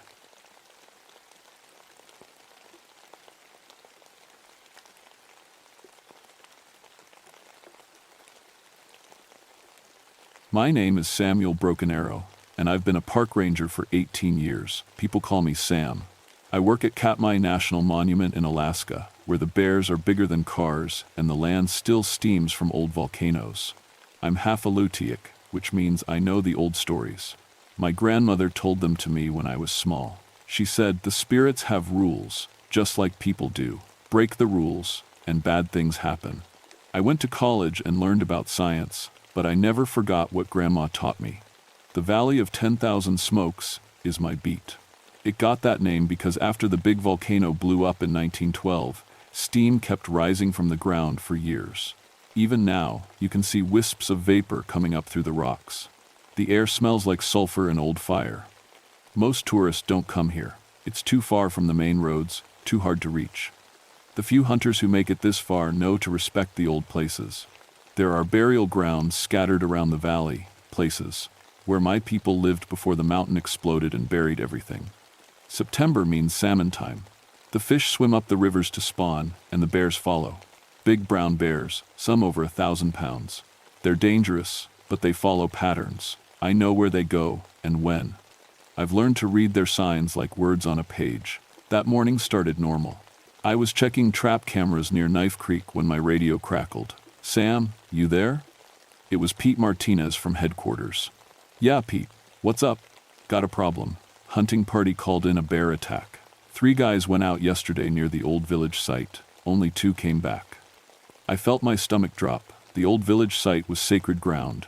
My great-grandfather was born there, before the volcano changed everything. "How bad?" I asked. "Real bad. The survivor says something tore his buddy apart. Fish and Game wants you to check it out, since you know the area." I packed my gear fast. Rifle, first aid kit, radio, and something else. A small leather pouch my grandmother gave me. Inside were sage and other things for ceremonies. I hadn't used it in years, but something told me to bring it. The drive to the village site took an hour over rough trail. As I got closer, I noticed something strange. No bears. During salmon season, this area should be crawling with them. Instead, the forest was quiet. Even the birds seemed to have left. I found the survivors at their camp. 2 men in their 30s, both pale and shaking. One was Tom Bradley, a lawyer from Anchorage. The other was his cousin, Rick. "Where's your friend?" I asked. Tom pointed toward a grove of trees. "Over there." We couldn't move him. I walked into the trees and found what was left of the 3rd man. I've seen bear attacks before, but this was different. The body was arranged in a circle of stones, like someone had placed it there carefully. Bear attacks are messy, violent. This looked almost ceremonial. "Tell me what happened," I said when I came back. Rick looked at his hands. "We were looking for artifacts. Tom heard you could find old native stuff around here." My blood went cold. "What kind of artifacts?" "Arrowheads, pottery, maybe some jewelry. We found this old burial mound and started digging." Tom's voice was barely a whisper. "You dug up a grave?" "Just a little. Then Jimmy found something carved from bone, a bear claw or something. Soon as he picked it up, we heard this sound." "What kind of sound?" "What kind of sound?" "Like singing, but not human singing. It came from everywhere at once." I closed my eyes and tried to stay calm. These idiots had robbed a grave on sacred ground during salmon season, when the spirits were already active. "Where's this carved thing now?" Tom pointed to their truck.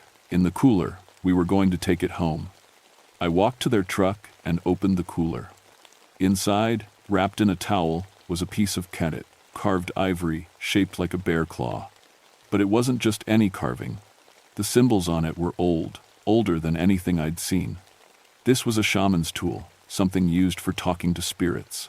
As soon as I touched it, I heard the singing. The singing came from the direction of the old burial ground. It sounded like voices calling across water, sad and angry at the same time. I knew some of the words, old Alutiiq prayers for the dead. "You guys need to leave," I told Tom and Rick. "Right now." "What about Jimmy's body?" Tom asked. "I'll handle it. Just go." They didn't argue. Within 10 minutes, their truck was speeding down the trail, leaving dust clouds behind. I was alone with the carved claw and the singing that shouldn't exist. My radio crackled. "Sam, this is base. What's your status?" I picked up the radio to answer, but the voice that came out wasn't Pete's. It was an old woman speaking Alutiiq, words I barely understood. Something about the dead, wanting to come home. I turned the radio off and checked the frequency. It was set correctly. But when I turned it back on, the old woman's voice was still there. I needed to see the burial ground. The singing was getting louder, and I could feel something watching me from the trees. The walk to the grave site took 15 minutes. I found the hole Tom and Rick had dug, about 3 feet deep and 4 feet wide. They'd scattered bones and burial goods around like garbage. Pottery shards, pieces of carved wood, and what looked like human teeth were mixed with dirt and rocks. But the worst part was the smell. Not rot or decay, something else, like wet fur and old blood. I started putting the bones back in the ground, trying to remember the prayers my grandmother taught me. As I worked, I noticed tracks in the soft earth around the hole. Bear tracks, but wrong somehow. Too big, and the claws marks were too deep. No bear in Alaska had claws that long. The tracks led away, from the grave toward the tree line. I followed them for maybe 50 yards before they disappeared at a patch of bare rock. That's when I saw the bear. It stood at the edge of the clearing, watching me. At first glance, it looked like a normal brown bear, maybe 8 feet tall when standing. But its eyes were wrong. Instead of the black or brown eyes bears have, this one's eyes were pale blue, almost white. Human eyes. We stared at each other for maybe 30 seconds. Then it dropped to all fours and walked into the forest without making a sound. Bears are heavy. They crack branches and rustle leaves when they move. This one moved like smoke. I finished putting the bones back and said the prayers I remembered. The singing stopped. For a moment, everything was quiet. Then I heard something that made my skin crawl. Footsteps. Human footsteps walking around the burial site in a circle. I looked around but saw nothing. The footsteps kept going, slow and steady, like someone performing a ceremony. I could hear the grass being crushed and small stones being kicked, but there was nobody there. My radio came to life again. This time it was Pete's voice, but strange and distant. "Sam, we're getting reports of bear problems all over the valley. 3 different sightings in the last hour. Thing is, they're all of the same bear." "That's impossible," I said. "Yeah, that's what I thought." But all 3 witnesses described the same animal. Huge brown bear with pale eyes. One guy saw it near Knife Creek. Another saw it at the same time 15 miles away near Fox Lake. Third sighting was at the old village site. I looked at my watch. The times Pete mentioned were exactly when I saw the bear here. "I'll check it out," I said. "Be careful, Sam. Something's got the wildlife acting strange all over the park." I packed up my gear and started back to my truck. The sun was getting low, and shadows were growing long between the trees. Every few steps, I heard something moving parallel to me, staying just out of sight. At my truck, I found fresh bear tracks around the tires. Not just around them, under them, like the bear had walked through solid metal. I drove back toward headquarters as fast as I dared on the rough trail. In my rearview mirror, I could see a large, dark shape following behind, keeping pace with my truck even when I hit 40 miles per hour. No bear can run that fast for that long. I spent that night at the ranger station, but I didn't sleep much. Every time I closed my eyes, I heard the singing.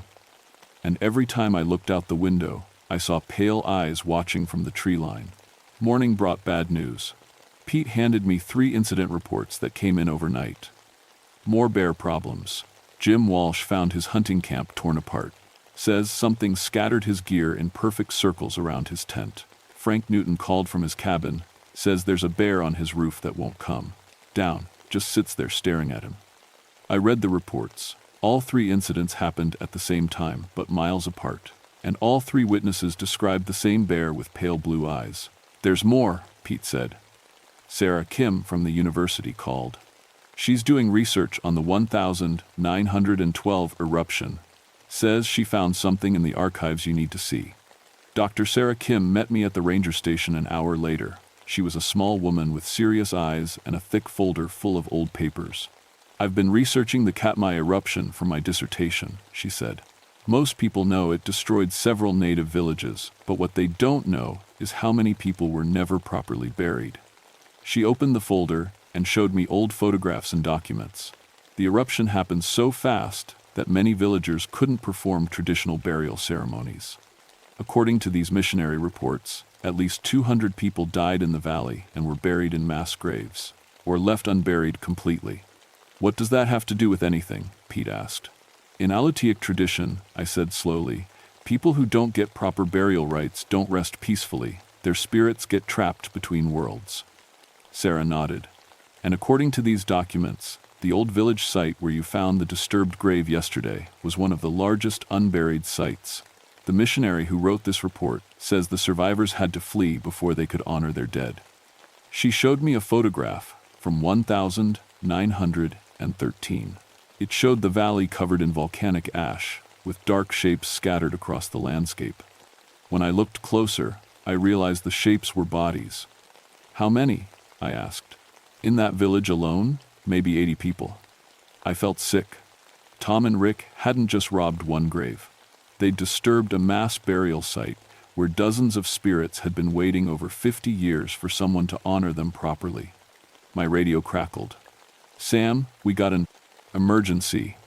Frank Newton's in trouble at his cabin. I grabbed my gear and drove to Frank's place as fast as I could. His cabin sat on a hill overlooking Knife Creek, about 10 miles from the old village site.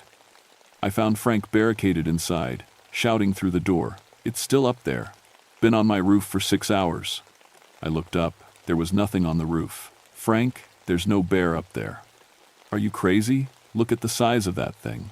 I walked around the cabin. No bear tracks, no claw marks on the walls, no sign of any animal. But Frank kept insisting he could see a huge brown bear sitting on his chimney.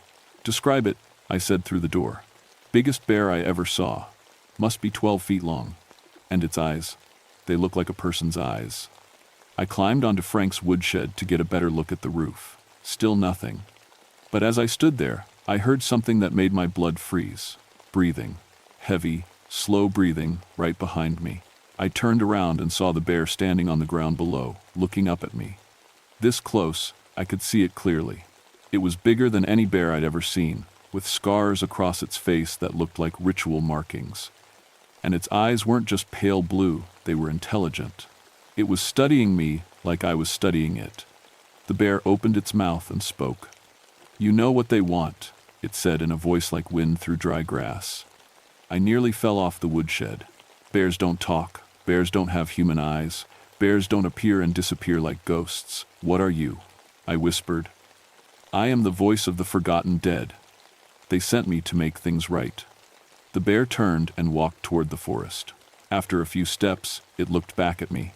The bones must return to their homes. The ceremonies must be completed, or more will die. Then it vanished between the trees. Frank opened his cabin door. "Where'd it go?" "That thing was just on my roof a second ago." I climbed down from the woodshed with shaking hands. "Frank, pack a bag. You need to leave the valley for a few days." "Why? What's going on?" "Something that should have been taken care of 50 years ago." That night, I called my grandmother. She was 83 and lived in the native village 200 miles away, but her mind was still sharp. "Grandmother, I need to know about the old burial ceremonies, the ones from before the missionary times." "Why do you ask such things, Samuel?" I told her everything. About the disturbed grave, the singing voices, the bear that spoke like a person. When I finished, she was quiet for a long time. "The dead are walking," she said finally. "When burial ceremonies are not completed, spirits cannot find their way to the other side. They choose a guardian from the animal world to speak for them." "How do I make them rest?" "You must do what should have been done 50 years ago." "But Samuel, this is dangerous." "The bear spirit will not harm you if you respect its mission, but others may not understand. And if the ceremony fails?" "What happens if it fails?" "The dead will never rest, and the living will not be safe in that valley ever again." The next morning brought the call I'd been dreading. Pete's voice was tight with worry.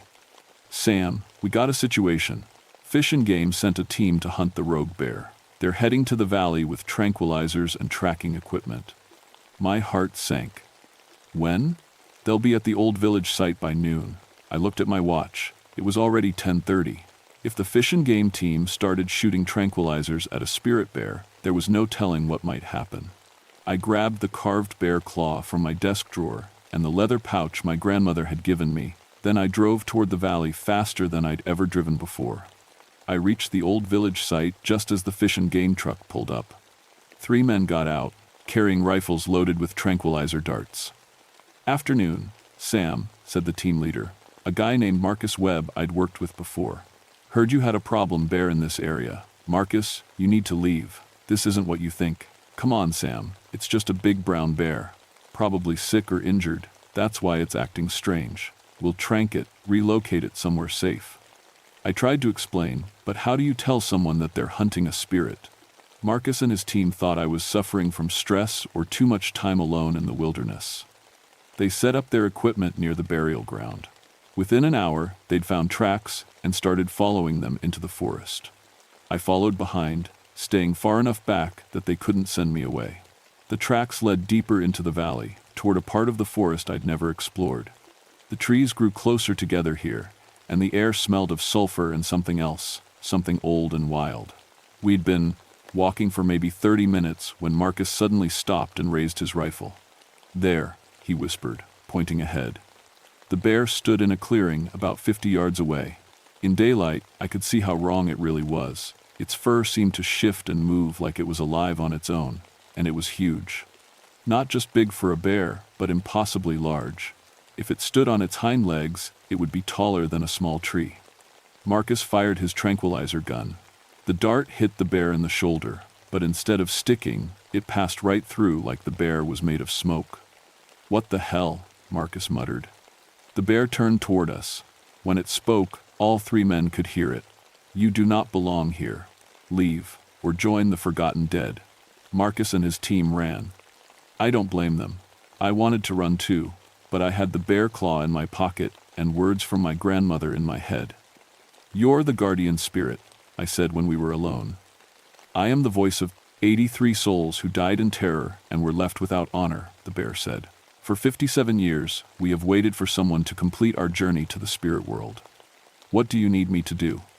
The bear walked closer. This near, I could see that its fur wasn't really brown. It was made up of shadows and memories, images of faces and hands and eyes, the faces of the people who died in the eruption. "You have the ceremonial tool," it said, looking at my pocket where I kept the carved claw, "and you have the old knowledge. Perform the death rites that were never performed. Give us peace. And if I can't, then we will remain, and others will die until someone does what must be done." I pulled out the carved bear claw and my grandmother's pouch. Inside the pouch were sage, sweet grass, tobacco, and a small piece of carved jade my great-grandfather had worn. "I don't know all the old words," I admitted. "Speak from your heart," the bear said. "The Baradat. Spirits know your intent." I built a small fire using matches and dry wood. The bear watched as I burned the sacred plants and spoke the prayers my grandmother had taught me, asking the spirits to find peace and begin their journey to the other side. As I spoke, the air around us began to change.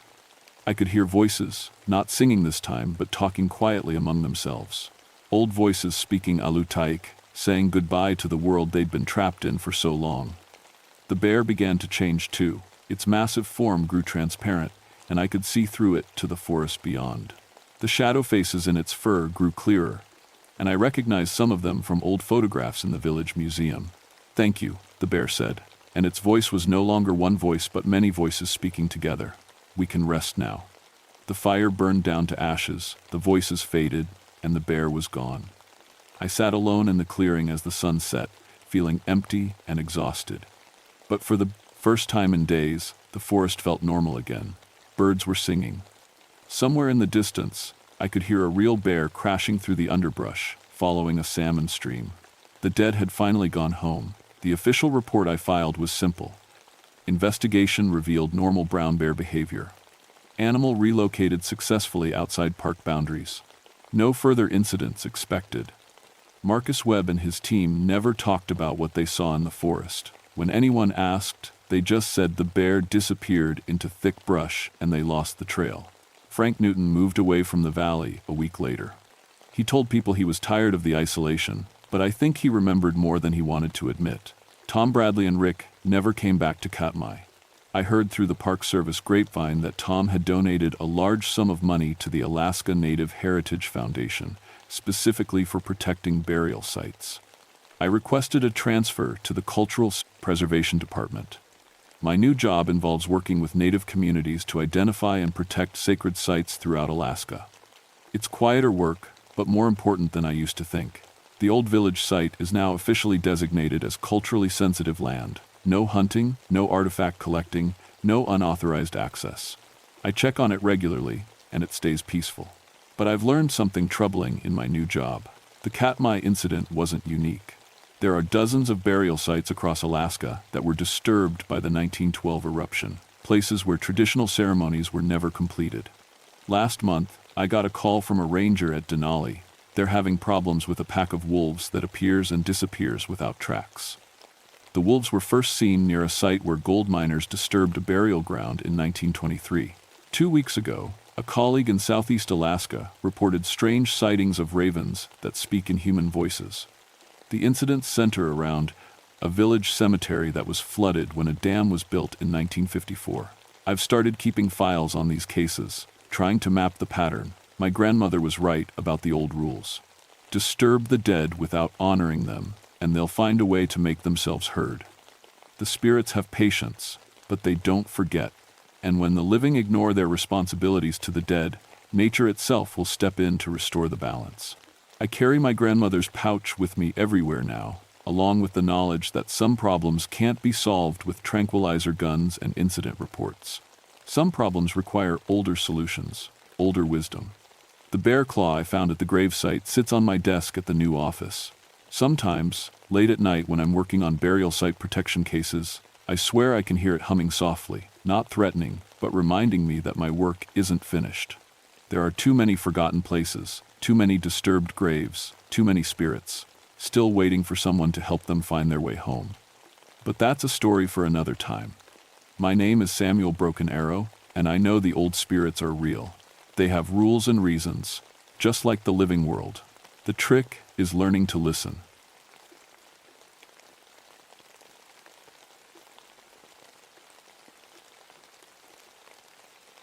My name is Lisa Blackwater, and I've been a park ranger for 8 years now. Before that, I was in the Navy, diving in places I'm not supposed to talk about. Some things happen down there that still wake me up at night, covered in sweat and gasping for air like I'm drowning. October in Alaska's Inside Passage is no joke. The water's so cold it'll kill you in minutes, and the storms come fast and mean. That's why when the Coast Guard called about a missing fishing boat, I knew it was going to be bad. The Times Sarah's Dreamtimes was found floating empty near Glacier Bay, her hull torn open from underneath. 3 crew members gone without a trace. The boat looked like something had grabbed it from below and tried to drag it down. I stood on the dock in Ketchikan, looking at the damaged vessel they'd towed in. The holes in the bottom weren't from rocks or ice. They were round, smooth, like something with suction cups had latched on and pulled. But the biggest sucker marks I'd ever seen were maybe 6 inches across. These were the size of dinner plates. "What do you think did this?" asked Captain Rodriguez from the Coast Guard. He was young, maybe 25, with that look new officers get when they see something they can't explain. I ran my fingers along the edge of one of the holes. The metal was bent inward, and there was a smell I remembered from my Navy days, something like rotten seaweed mixed with ammonia. "I don't know," I lied. But whatever it was big. The truth was, I had seen damage like this before, in waters so deep and dark that sunlight had never touched them. Places where things lived that weren't supposed to exist. Things that the Navy pretended weren't there. My diving gear was already loaded in my boat. I'd been a technical diver for 15 years, certified to go deeper than most people ever would. The Coast Guard wanted me to search the area where they found the Times Sarah's Dream asterisk, to look for bodies, or maybe find some clue about what happened. "You sure you want to go out there alone?" Rodriguez asked. "Weather's supposed to get worse." I looked out at the gray water, choppy with whitecaps. In the distance, dark clouds were building up against the mountains. "I've dived in worse," I said, which was true. But those other times, I'd had a whole team with me. This time, it was just me and whatever was down there. The boat ride out took 2 hours, fighting through swells that got bigger as I went deeper into the fjord. This wasn't a place tourists ever saw. The water was over 800 feet deep in spots, dropping off into underwater canyons that went down further than anyone had ever measured. I anchored near where they'd found the fishing boat. The depth finder showed 300 feet straight down, then nothing. Just empty black water stretching into the deep. I'd done plenty of dives at that depth, but something felt different about this place. Wrong somehow. While I suited up, I tried to remember everything I could about the missing fisherman. Tom Henley, 42, been fishing these waters for 20 years. His son Jake, 19, just out of high school. And old Pete Santos, who'd been working boats since before I was born. Good men who knew the water and respected it. They wouldn't have done anything stupid. The diving computer on my wrist beeped as I ran through my safety checks. Air supply good, depth gauge working, underwater camera charged. I had maybe an hour at that depth before I'd have to start worrying about nitrogen narcosis, the drunk feeling that kills divers who go too deep, too long. I spit in my mask, rinsed it out, and put it on. The water was so cold I could feel it through my thick wetsuit as soon as I stepped in. Taking a deep breath through my regulator, I let myself sink into the dark water. At 50 feet, the sunlight faded to a dim green glow. At 100, it was like swimming through thick soup. By the time I hit 200 feet, I needed my dive light to see anything at all. The beam cut through the water, showing me nothing but empty space and occasional bits of floating debris. That's when I noticed something was wrong. In all my years diving, I'd never seen water so completely empty of life. No fish, no kelp, no sea stars or crabs. Nothing. It was like everything that lived here had just left. My depth gauge read 250 feet when I saw the first sucker mark on the rocky bottom. It was carved into solid stone, a perfect circle bigger than a manhole cover. And it wasn't alone. The entire ocean floor was covered with them, like something massive had crawled across the rocks, leaving its prints behind. I took pictures with my underwater camera, trying to get a sense of scale. Some of the marks were fresh, still filled with the same organic slime I'd smelled on the boat. Others looked older, worn smooth by the current. Whatever made them had been here a long time. Following the trail of marks, I swam deeper, into a narrow canyon between two underwater cliffs. My light beam barely reached the walls on either side. This was the kind of place where divers disappeared and were never found again. That's when I heard it. A sound that shouldn't exist underwater, a low, rhythmic thumping, like a massive heartbeat echoing through the water. I stopped swimming and listened.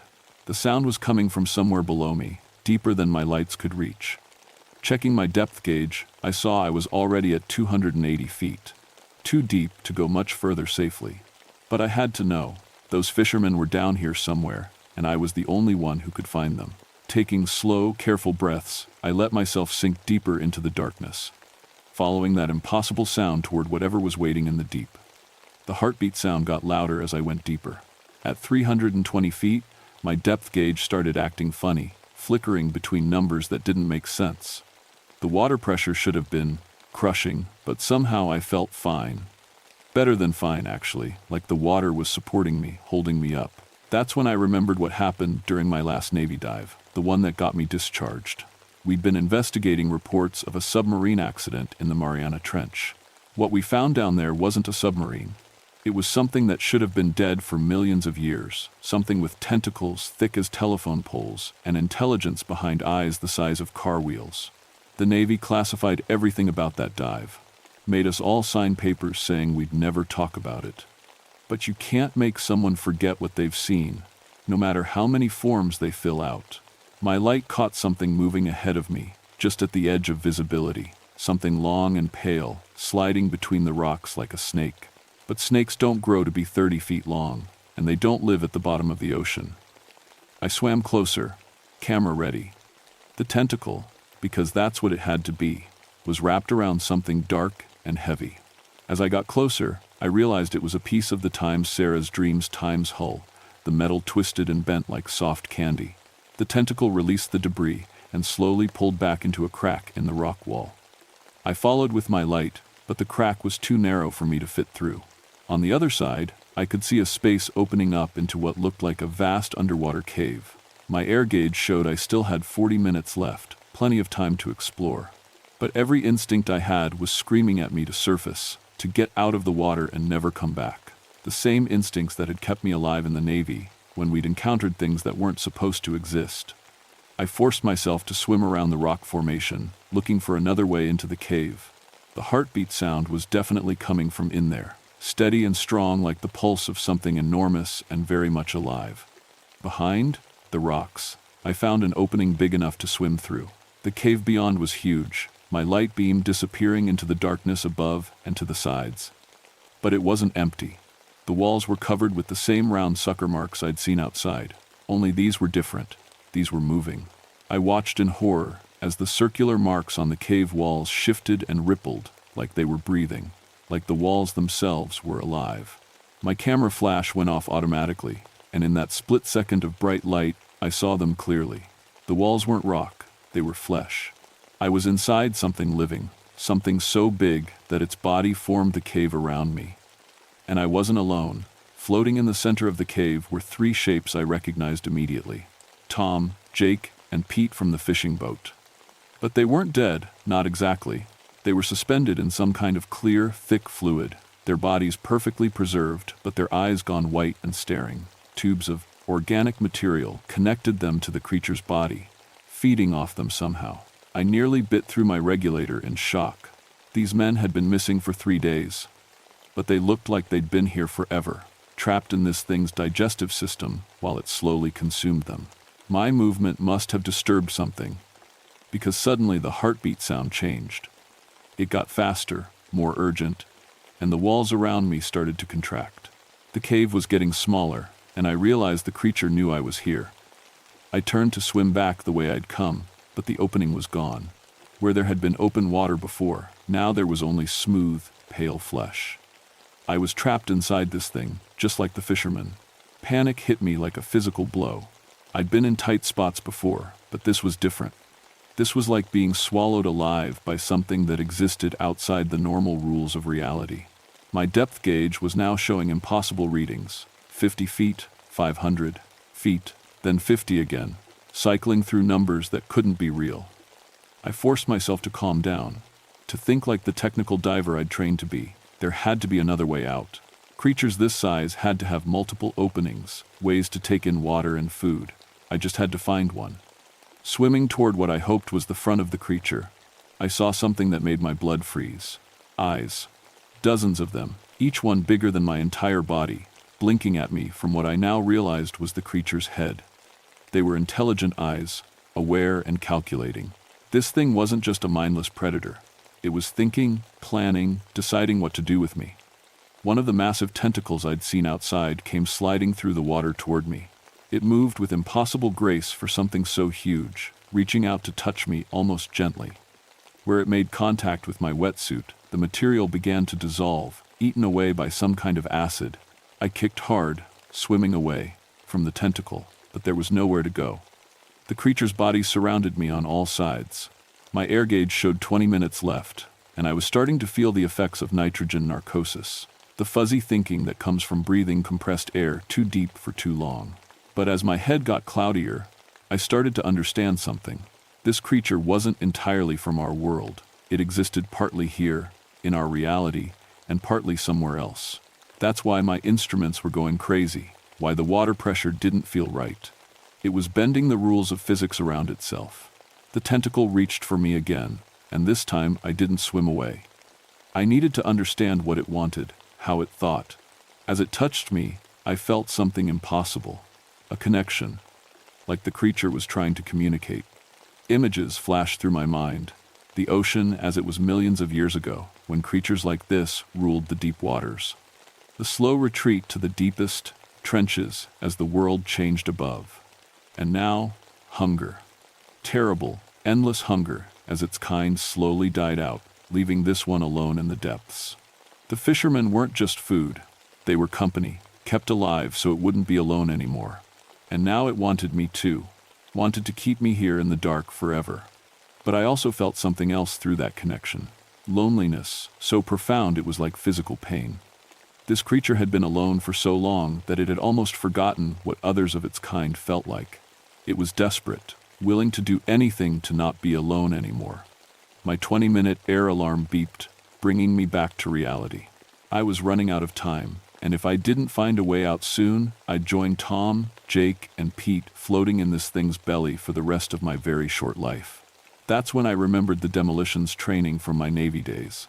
I still carried a small emergency charge in my dive kit, designed to blow holes in ship hulls during rescue operations.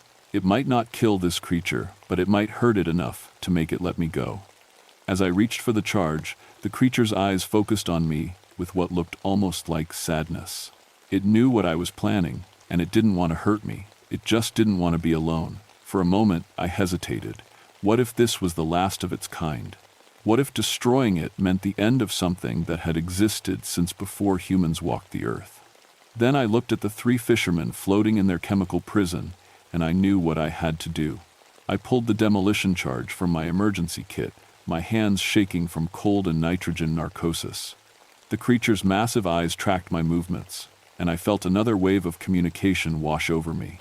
This time, it wasn't just loneliness, it was fear. This ancient thing, older than civilization, was afraid of my tiny explosive.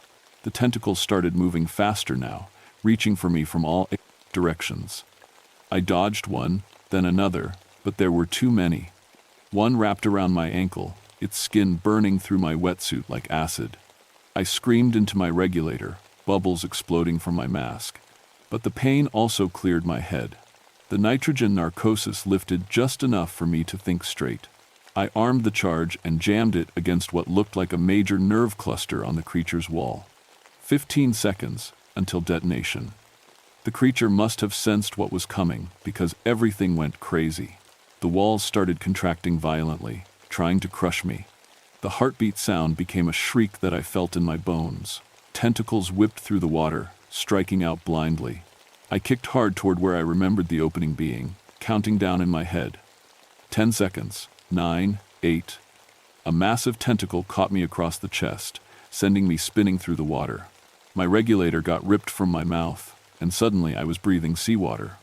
The creature's digestive juices burned my throat and lungs. 5 seconds. 4, 3. I found my regulator and jammed it back in my mouth, clearing it with the last air in my lungs. The creature was pulling back now, trying to get away from the charge, but it was too late.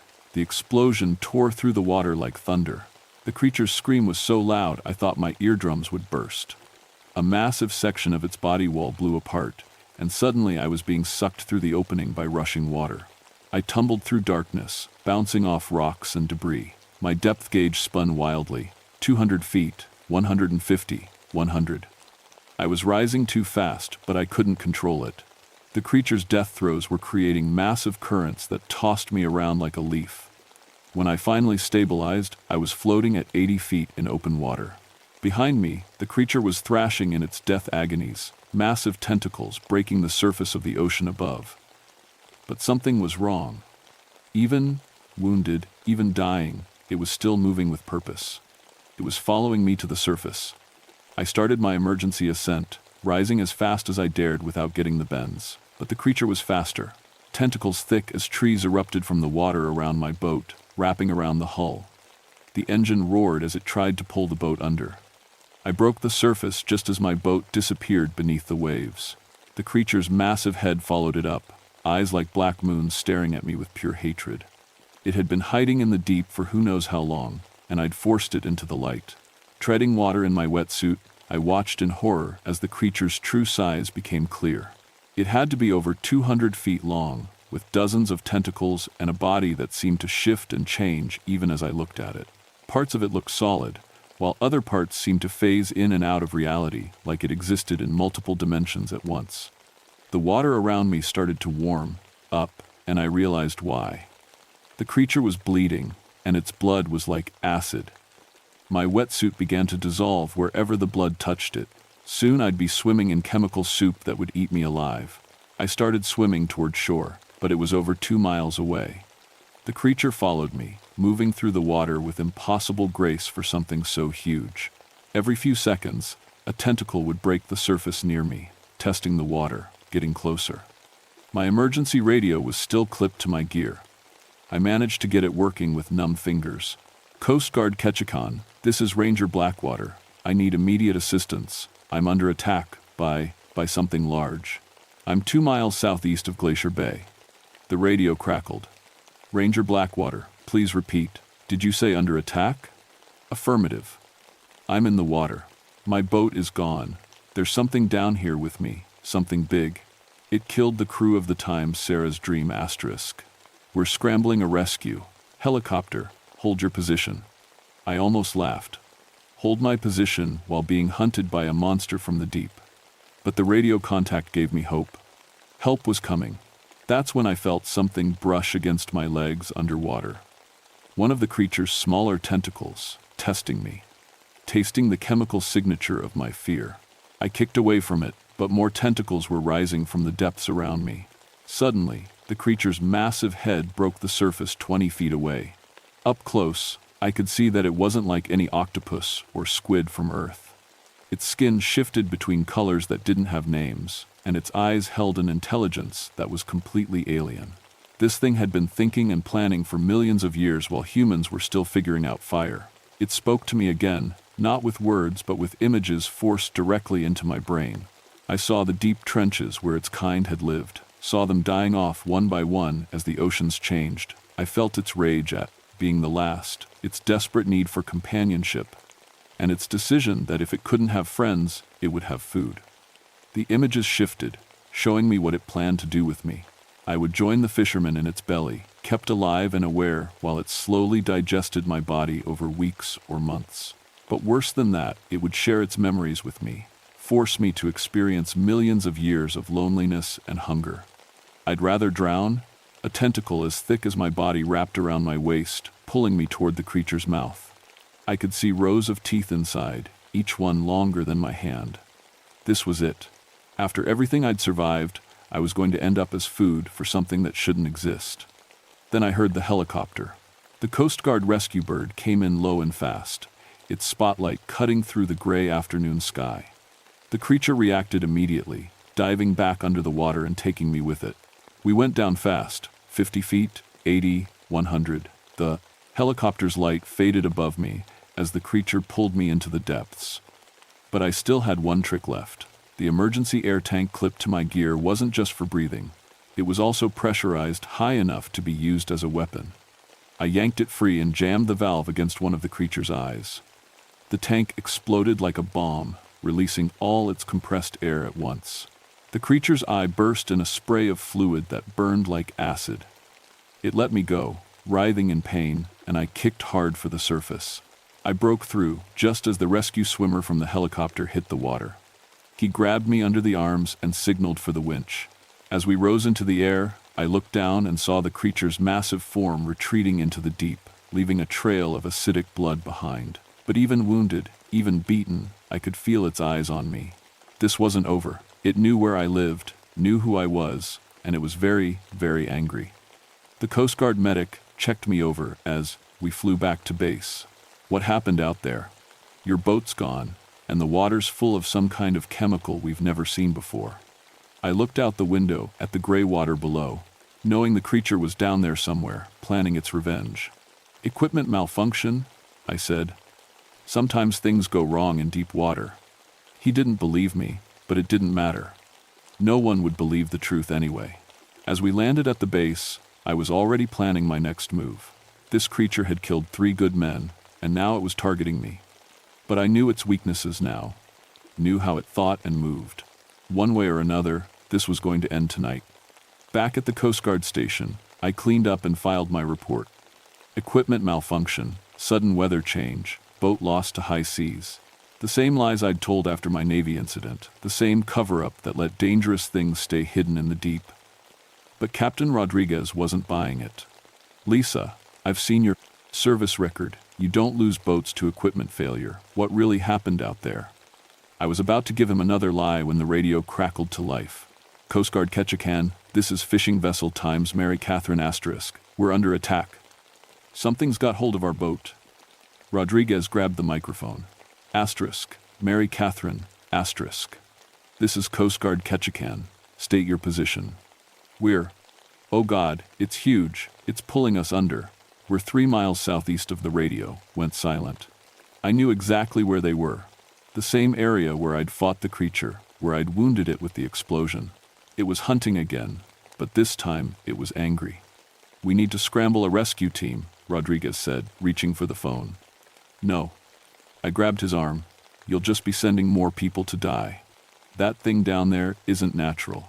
It's not something you can fight with boats and helicopters. What are you talking about?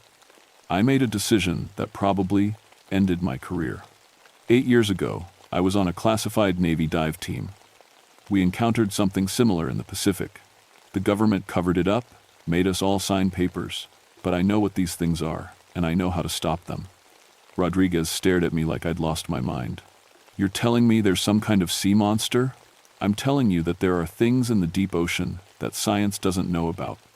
Things that have been there since before humans existed. And one of them is killing people in my jurisdiction. The radio crackled again. Another voice, different boat. Coast Guard, this is Times Lucky Strike asterisk. The Times Mary Catherine Times just went under. We can see tentacles in the water, big ones. We're getting out of here. Rodriguez looked at me, then at the radio, then back at me. What do you need? I was already suiting up again, grabbing fresh tanks and checking my emergency gear. A fast boat and someone who can drop depth charges. This thing lives deep, but it comes to the surface to hunt. If we can time it right, we can catch it in shallow water where it's vulnerable. Depth charges? We don't have. You've got emergency demolition gear for ice breaking. Same principle, bigger boom.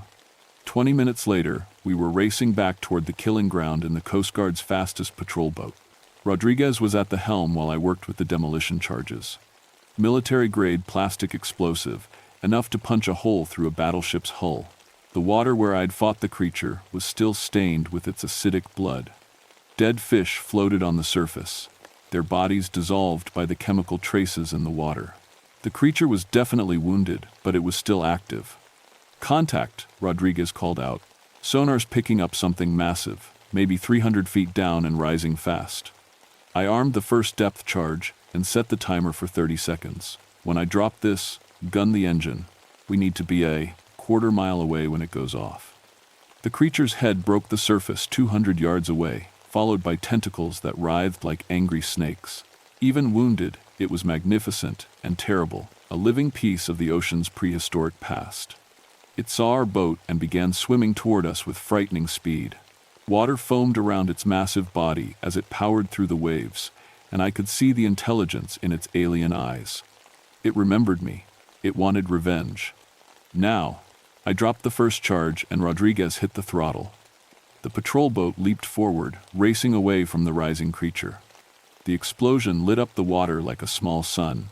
The creature's scream echoed across the fjord, a sound of pain and rage that seemed to come from the earth itself.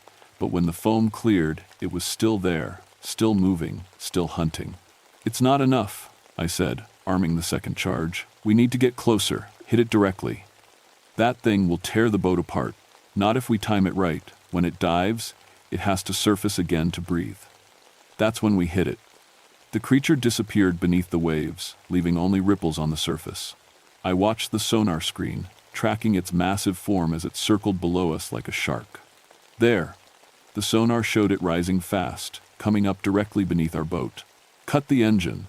Rodriguez killed the motor just as the creature's tentacles broke the surface around us.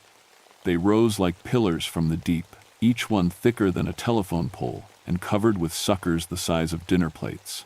One tentacle wrapped around the boat's bow, another around the stern. The creature was trying to break us in half, but that put it exactly where I needed it to be. I armed the second charge and jumped over the side, swimming directly toward the creature's massive head. Its eyes focused on me with what looked like satisfaction.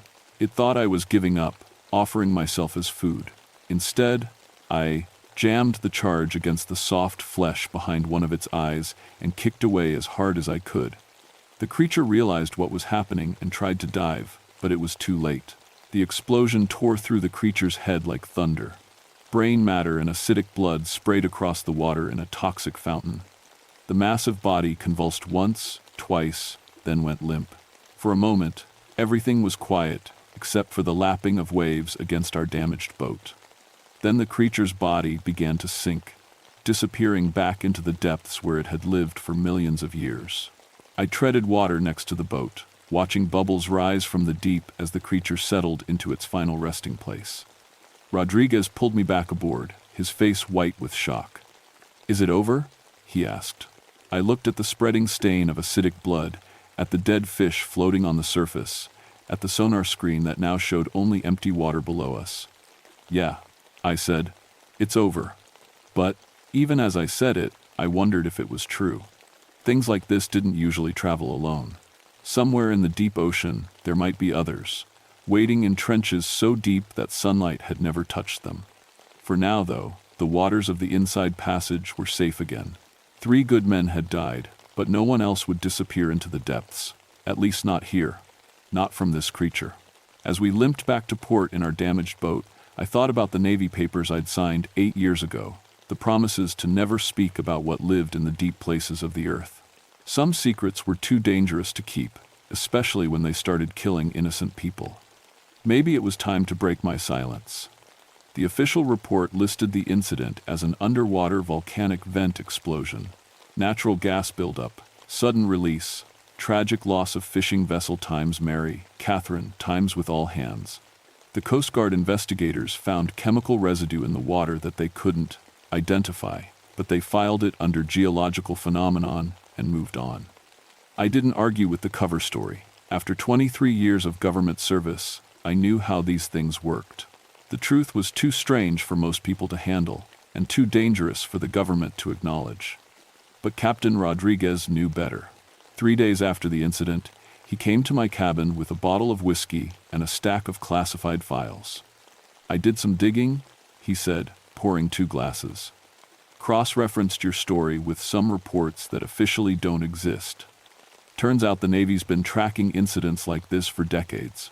Missing submarines, lost research vessels, fishing boats that vanish in deep water. Always the same pattern: massive damage from below, chemical traces in the water, and complete official denial." I took a sip of whiskey, feeling it burn away the taste of seawater that I couldn't seem to get out of my mouth. "How many incidents?" 17. "Confirmed, maybe twice that many covered up or attributed to other causes. All in deep ocean areas, all involving massive unidentified biological entities." He slid a file across the table. "This one's from 1987. A research submarine investigating thermal vents in the Mariana Trench. They lost contact at 20,000 feet. When they finally found the wreckage, it looked like it had been crushed by something with tentacles." I opened the file and immediately recognized the damage patterns. Circular sucker marks on the hull, chemical scoring from digestive acids, crew compartments torn open with surgical precision. It was the same creature I'd encountered, or something very much like it. "The government's been tracking these things for decades," Rodriguez continued. "But they can't admit they exist because it would cause mass panic. Imagine if people knew there were predators the size of city blocks living in the ocean. So they just let them kill people? They contain what they can, cover up what they can't, and hope the problem stays in deep water where most people never go." He poured himself another drink. "But climate change is pushing these things into shallower water. Warming oceans, changing currents, pollution in their normal habitat. They're being forced to hunt in areas where people actually live and work." I thought about the creature's final moments, the intelligence in its eyes as it died. It hadn't been evil, just desperate and alone. The last of its kind, trying to survive in a world that had changed beyond recognition. "What happens now?" I asked. "Officially? Nothing. You file your report, I file mine, and this incident gets buried in a classified vault somewhere. But unofficially." He leaned forward. "The Navy's putting together a new research team. People who've had direct contact with these entities, who understand what they're dealing with. They want you to consult." I looked out the window, at the calm water of the harbor, knowing that somewhere beneath those peaceful waves, other things were stirring. The creature I'd killed might have been alone, but there were others out there. The deep ocean was vast and largely unexplored, full of trenches and caverns where ancient things could hide. "I'm retired from government service," I said finally. "I know, but 3 fishing boats have gone missing near the Aleutian Islands in the past month. Same pattern, same chemical traces. Whatever you killed here, it wasn't the only one." I finished my whiskey and stood up, my body still aching from the fight in the deep water. Outside, a fishing boat was heading out for the evening catch, its crew laughing and joking as they prepared their nets. They had no idea what was waiting in the depths below their hulls. "If I do this," I said, "I do it my way. No more cover-ups, no more lies. People have a right to know what's out there." Rodriguez nodded. "The world's changing, Lisa. Climate change, deep sea, mining, ocean exploration. We're disturbing places that have been untouched for millions of years. The things that live down there won't stay hidden much longer. He left me the classified files and his card, along with a secure phone number for the Navy Research Division. I spent the rest of the night reading reports of encounters with things that shouldn't exist, patterns of disappearances that went back to the early days of deep-sea exploration. The creature I'd fought was just the beginning. There were others down there, sleeping in trenches so deep that the pressure would crush a human instantly, feeding in underwater canyons where the geology itself was alien. Some of them were probably peaceful, just trying to live their ancient lives in the changing ocean.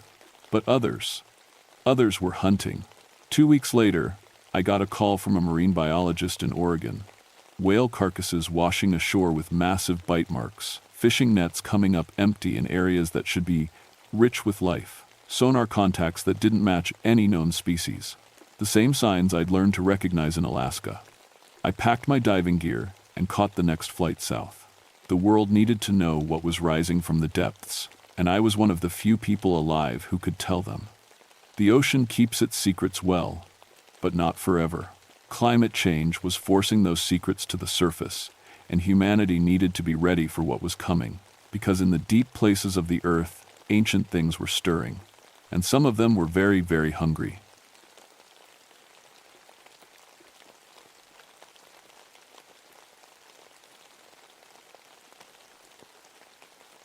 My name is Michael Stormcrow, and I've been hunting poachers for 11 years. Not the kind of hunting most people think about. I'm a federal wildlife ranger, and my job is to catch the criminals who kill protected animals for money. The call came in on a Tuesday morning in June 1986. I was sitting in my small office in Fairbanks, looking at reports and drinking terrible coffee when my radio crackled to life. "Stormcrow, you there?" It was my supervisor, Jim Martinez. "Yeah, Jim, what's up?" "Got a situation in the Arctic refuge. Bush pilot found 4 bodies at an old airstrip near the coastal plain. Looks like poachers, but something's not right." I set down my coffee cup. 4 bodies meant this was serious. What kind of not right? "State troopers can't get there until tomorrow because of weather. Need you to fly out and secure the scene. Pilot says it looks like the poachers killed each other, but..." Jim paused. "Well, you'll see." An hour later, I was in a small plane flying north over endless green tundra. The pilot, a weathered guy named Pete, kept glancing at me in the mirror. "You ever been to the calving grounds this time of year?" he asked. "A few times. Why?" "Caribou should be everywhere right now. Thousands of them. But I haven't seen a single one today." He shook his head. "Been flying this route for 20 years. Never seen anything like it." I looked out the window at the empty landscape. Pete was right. During calving season, you usually couldn't fly over this area without seeing huge herds of caribou. But today, the tundra stretched out below us, completely empty. The airstrip was just a flat piece of ground with an old wooden building beside it. When we landed, I could see a small plane parked nearby and several dark shapes on the ground. "You want me to wait?" Pete asked as I grabbed my gear. "Yeah, this shouldn't take too long." But I was wrong about that. The first body was maybe 50 feet from the plane. It was a man in his 40s, wearing expensive hunting clothes. His rifle lay nearby, still loaded. What got my attention wasn't the fact that he was dead, it was how he died. Something had torn his chest open with claws, big claws. The cuts were too clean to be from a knife, too precise to be from a bear. And they were arranged in a pattern, like someone, or something, had taken their time. The second body was worse. This one had been dragged about 100 yards from the plane and hung upside down from a metal post. His throat was cut, and all the blood had drained into the ground below. It reminded me of how hunters dress deer. Except this was a person. My war injuries were acting up. My left leg always got stiff when I was tense. But I kept walking. The third and fourth bodies were near the old building. One had been torn apart so badly I could barely tell it was human. The other was sitting upright against the wall, his eyes missing, his mouth stuffed full of caribou hair. I'd seen plenty of death in Vietnam, and plenty more in 11 years of ranger work. But this was different. This felt personal. Angry. I radioed back to Jim. 4 confirmed dead. Adult males, probably poachers, based on equipment. But Jim, this wasn't humans who did this. What do you mean? I mean, whatever killed these guys wasn't human. The wounds are wrong. The positioning is wrong. Everything about this is wrong. There was a long pause. Just document everything, Mike. State troopers will sort it out when they get there. I spent the next 2 hours taking pictures and making notes. The poachers had killed at least a dozen caribou. I found the carcasses piled up behind the building, their antlers cut off, the meat left to rot. Thousands of dollars worth of antlers, just sitting there. But what bothered me most were the tracks. They started at the edge of the airstrip and followed a straight line to each body. They weren't bear tracks. I knew bear tracks. These were bigger, deeper, and shaped like human footprints, except with long claw marks at the end of each toe. Whatever made these tracks had walked upright, on 2 legs, and it was big. Maybe 7 or 8 feet tall, judging by the stride length. I was measuring the tracks when I heard Pete calling from the plane. "Stormcrow, we need to go. Weather's moving in." I looked up at the sky. Dark clouds were building on the horizon, moving fast. In Alaska, you don't mess around with weather, but as I walked back to the plane, I couldn't shake the feeling that something was watching me. The hair on the back of my neck stood up, and I found myself checking over my shoulder every few steps. "See anything interesting?" Pete asked as I climbed into the plane. "Yeah," I said, still looking around. "Too interesting." That night, I couldn't sleep. I kept thinking about those tracks, about the way the bodies were arranged. In Vietnam, I'd learned to trust my gut when something felt wrong. And everything about this felt wrong. The next morning, Jim called me into his office. State Trooper Sergeant Hall was there, along with an FBI agent named Cooper. "Stormcrow," Jim said. "Tell them what you found." I went through my report, showing them the pictures. Sergeant Hall whistled when he saw the crime scene photos. "Looks like they had a falling out," Hall said. "Probably arguing over money. These poaching operations, somebody always gets greedy." Agent Cooper nodded. "We see this a lot with organized crime. When there's big money involved, trust breaks down fast." I shook my head.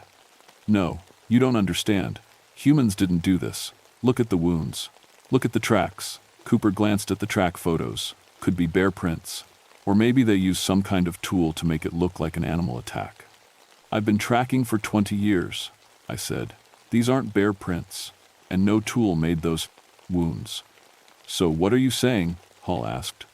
"Some kind of monster killed 4 poachers?" When he put it like that, it sounded crazy. But I knew what I'd seen. "I'm saying we need to investigate more before we close this case." Jim leaned back in his chair. "Mike, you're due to retire in 6 months. Medical retirement because of your leg and other issues. Don't make this complicated." The other issues he was talking about were the nightmares, the paranoia, all the stuff that came back from the war. The department shrink said I had something called PTSD. All I knew was that sometimes I saw enemies where there weren't any. Maybe that's what was happening now. "Fine," I said, "but I want to go back out there. Look around some more." "Why?" Cooper asked. "Because this is caribou calving season. Those animals are worth millions to the local tribes and to the ecosystem. If there's still a poaching operation running, I need to shut it down." That was true, but it wasn't the whole truth. The whole truth was that something about those tracks wouldn't leave me alone. 2 days later, I flew back to the coastal plain with Pete. This time, we brought camping gear.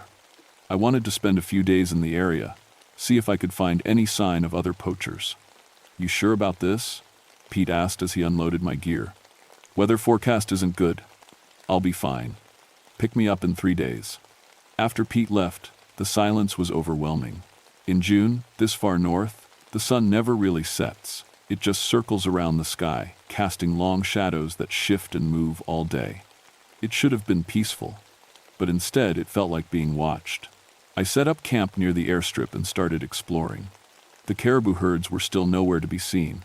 In fact, I didn't see any animals at all. No birds, no ground squirrels, nothing.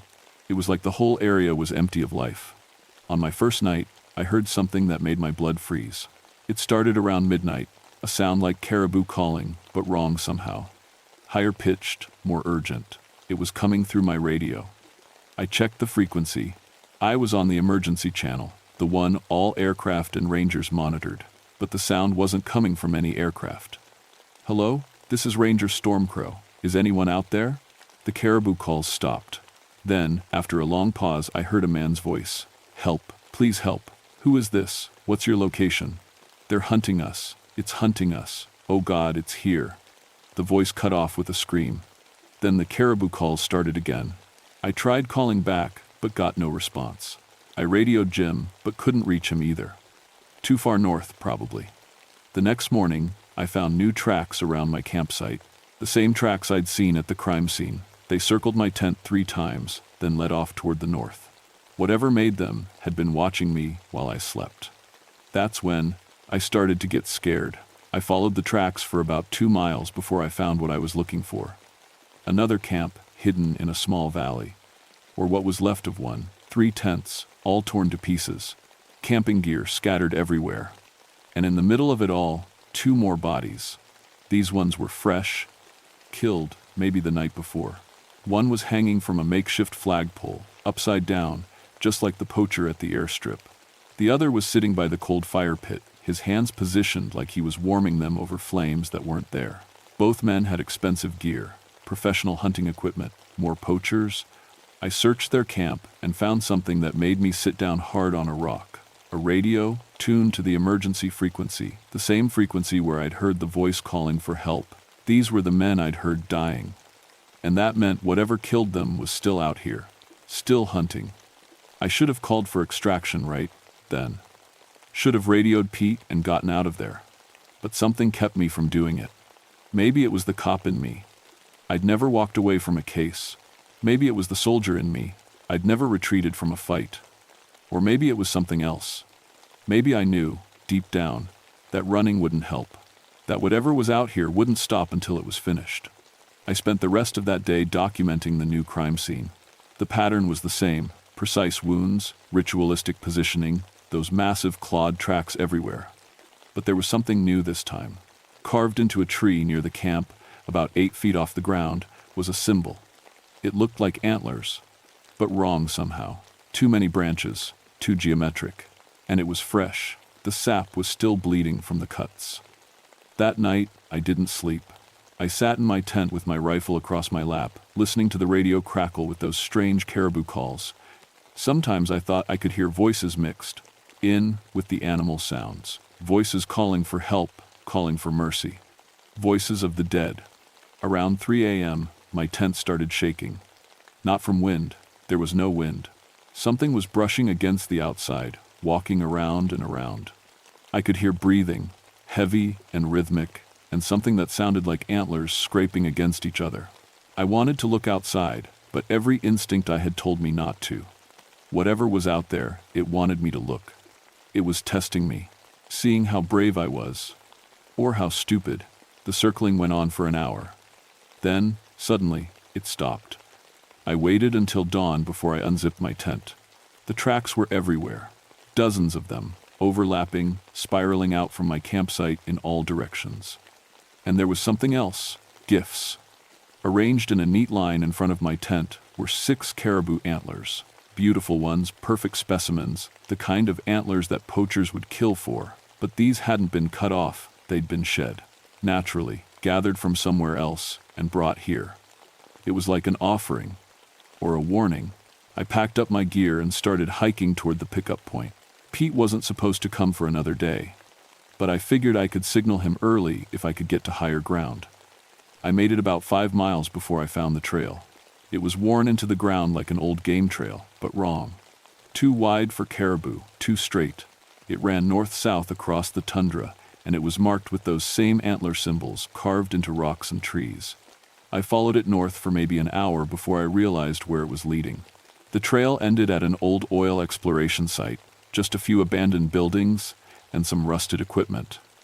But someone had been using it recently. The buildings were full of supplies, food, camping gear, weapons, enough for a dozen men, and in the largest building, hanging from the ceiling, were hundreds of caribou antlers. This wasn't just a poaching operation. This was industrial-scale slaughter. They'd been killing the caribou by the hundreds, taking only the antlers, leaving the meat to rot. No wonder the herds had abandoned the area. But the poachers were all dead now, every single one of them. I found their vehicles parked behind the main building. 3 trucks and 2 ATVs. The keys were still in them, but when I tried to start one, nothing happened. The engines had been torn apart, metal pieces scattered like confetti. Something didn't want anyone leaving. I was examining the destroyed engines when I heard footsteps behind me, heavy footsteps, too heavy to be human. I turned around slowly, my hand on my rifle. At first, I thought I was seeing things, some kind of hallucination brought on by stress and lack of sleep. Because what was standing at the edge of the camp couldn't be real. It looked like a man, but huge, at least 8 feet tall, maybe 9, massively built, with muscles, like a bodybuilder. But instead of a human head, it had the head of a caribou. A massive rack of antlers spread out from its skull, and its eyes glowed with a soft, steady light. It was watching me, just standing there, perfectly still, watching. I raised my rifle. Stay back. The creature tilted its head, and I heard something that chilled me to the bone. It was laughing. Not like a human laughs, but like wind through trees, like water over rocks, ancient and cold and utterly without mercy. Then it spoke. You failed them. Its voice was deep, echoing, like it was coming from somewhere far away. You swore to protect them, and you failed. I don't know what you're talking about. The sacred herds. My children. You were their guardian, and you let the killers come. I thought about all the reports I'd filed over the years, all the poaching operations I'd investigated. How many had I stopped? How many had gotten away while I was buried in paperwork or chasing false leads? Too many. I did my job, I said, but my voice sounded weak even to me. Your job. The creature stepped closer. Your job was to protect. Instead, you counted bodies and wrote reports. While my children died, it was right, and I knew it. For 11 years, I'd been fighting a war I couldn't win. For every poacher I caught, 10 more took his place. For every operation I shut down, 2 more started up. I was just one man against an industry.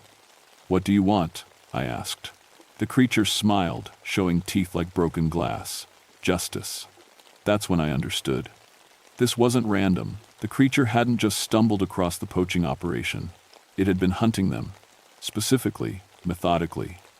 And it had been watching me the whole time, judging me. You're some kind of spirit, I said, connected to the caribou. I am their guardian, their avenger. As you were supposed to be. The creature began walking toward me, its massive hooves leaving, those familiar tracks in the soft ground. I backed up, my rifle still aimed at its chest, but my hands were shaking. I tried. I said, I've been trying for 11 years. Trying is not enough. They trusted you, and you failed them. Images flashed through my mind. All the cases that got away. All the poachers who disappeared before I could arrest them. All the animals who died while I was following proper procedure and waiting for backup. The creature was close now, maybe 20 feet away. I could smell it, like pine trees and snow and something wild and ancient. Its eyes were fixed on mine, and I felt like it could see right through me, see every failure, every compromise, every time I'd chosen safety over action. I'm retiring in 6 months, I said desperately. Medical retirement. I'm done with all this. You are done when I say you are done. The creature reached out one massive hand, claws extended. I pulled the trigger. The rifle boomed across the beast. Empty landscape. The bullet hit the creature square in the chest, and I saw it jerk backward. For a moment, I thought I'd won. Then the creature looked down at its chest, where there was no wound, no blood. The bullet had passed right through it, like it was made of mist. It looked back up at me and smiled again. My turn. The creature grabbed my rifle and crushed it like it was made of paper. Then it picked me up by the front of my jacket and lifted me off the ground. You failed them, it said, its face inches from mine. And now you will pay. I was going to die. I knew it, just like the poachers, just like all the others who had come here with blood on their hands. But then something happened that I didn't expect. I stopped being afraid. Maybe it was the soldier in me, the part that had learned to accept death in Vietnam. Maybe it was just exhaustion. But suddenly, I wasn't scared anymore. I was angry. You're right, I said. I failed them. I failed them because the system is broken. Because I'm one man against an industry that makes millions off killing animals. Because I have to follow rules, while the poachers don't. The creature's grip loosened slightly. But I never stopped trying, I continued. Even when my leg was screaming with pain, even when the nightmares kept me awake, even when everyone told me to just count the days until retirement, I never stopped hunting them. And what did your hunting accomplish? Not enough, but something. I caught over 200 poachers in 11 years. I shut down dozens of operations. I saved thousands of animals. The creature set me down but didn't step back. Not enough. No, I agreed, not enough. But it was what I could do. One man, following the rules, working within a system that's designed to fail. Then the system must change. I looked into those glowing eyes and saw something I hadn't expected. Pain. This creature wasn't just angry, it was grieving. It had watched its children, the caribou it protected, die by the hundreds, while people like me filled out forms and waited for backup. What do you want from me? I asked again. Justice. I can't give you justice. I'm retiring. I'm broken. I gestured to my leg, to my whole body. I'm used up. Then you will be remade. The creature pressed one massive hand against my chest. I felt heat, incredible heat, flowing into me. Not burning heat, but something else. Something that felt like strength, like purpose. You will be my agent, the creature said. You will hunt them as I hunt them, without mercy, without compromise, without the rules that tie your hands. The heat was spreading through my whole body now. I could feel my old war wounds healing, my damaged leg becoming strong again. But more than that, I could feel something else changing. Something in my mind, in my heart. The creature was right. The rules, the procedures, the proper channels, they were all just excuses. Ways to avoid doing what needed to be done. What happens if I say no? I asked. The creature smiled one last time. You won't. And I knew it was right. The heat faded, and the creature stepped back. When I looked at my hands, there were new scars on my palms.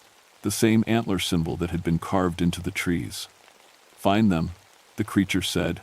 Hunt them, show them the same mercy they showed my children. And if I do this, if I become your agent, what happens to me? You become what you were always meant to be. The creature began to fade, becoming translucent, then invisible. But its voice remained, echoing across the empty tundra. Justice delayed is not justice denied. Then I was alone. Pete found me 3 days later, walking south along the old trail. I told him I'd gotten lost, that my radio had been damaged in a fall. He seemed to buy it. The official report listed the 6 dead poachers as victims of a gang dispute. Agent Cooper wrote that they'd turned on each other over money, using knives and axes in their final fight. The strange wounds were explained as the result of crude weapons and animals scavenging the bodies after death. The case was closed within a week. But I wasn't done. My medical retirement was processed on schedule, but instead of staying in Fairbanks, I moved to a small cabin north of the Arctic Circle. Officially, I was a private wildlife consultant. Unofficially, I had become something else. The creature had changed me. I could feel it every day, in my healed leg, in my enhanced senses, in the way I could track anything across any terrain. But most of all, I could feel it in my purpose. Within a month of moving to my cabin, I found my first target, a man named Davidson who ran a smuggling operation out of Deadhorse. He specialized in polar bear parts, gallbladders, claws, fur, all illegal, all highly profitable. I found him in a bar, bragging about a recent kill. A mother bear with 2 cubs. He'd killed all 3, sold the parts to buyers in Asia, made enough money to buy a new truck. I followed him home that night. They found his body the next morning, hanging upside down from a light pole behind his house. The official cause of death was listed as a mugging gone wrong. There were no witnesses, no evidence, no leads. But carved into his front door was a simple symbol, antlers. Word spread fast in the small community of poachers and smugglers. Someone was hunting them. Someone who knew their methods, their routes, their contacts. Someone who could track them anywhere and strike without warning. Some of them tried to leave Alaska. Those ones usually had accidents on their way out. Car crashes on remote highways. Drownings in rivers they'd crossed 100 times before. Heart attacks in men who'd never had heart problems. Others tried to go legitimate. getting jobs with oil companies or fishing boats. Those ones lived, as long as they stayed legitimate. But the ones who kept hunting, who kept killing, they kept dying. Within 2 years, poaching in northern Alaska had dropped to almost nothing. Game wardens reported success rates they'd never seen before. Wildlife populations began to recover, and the caribou came back. Every spring now, they returned to the coastal plain for calving season. Thousands of them, flowing across the tundra like a brown river. Sometimes I watch them from my cabin windows, and I think I can see a familiar figure moving among them. Tall, antlered, eternal. Watching over his children, I still hunt poachers. Not officially, there's no badge, no authority, no backup, but I hunt them. And when I find them, I remember what the creature taught me about justice. Justice delayed is not justice denied. And sometimes, late at night when the radio crackles with strange sounds, I hear voices. Voices of the ones who tried to run, tried to hide, tried to keep killing what shouldn't be killed. They're still calling for help, but there's no help coming. Because now I am the thing that hunts in the darkness. Now I am the guardian of creatures who can't protect themselves. And I will never stop, never.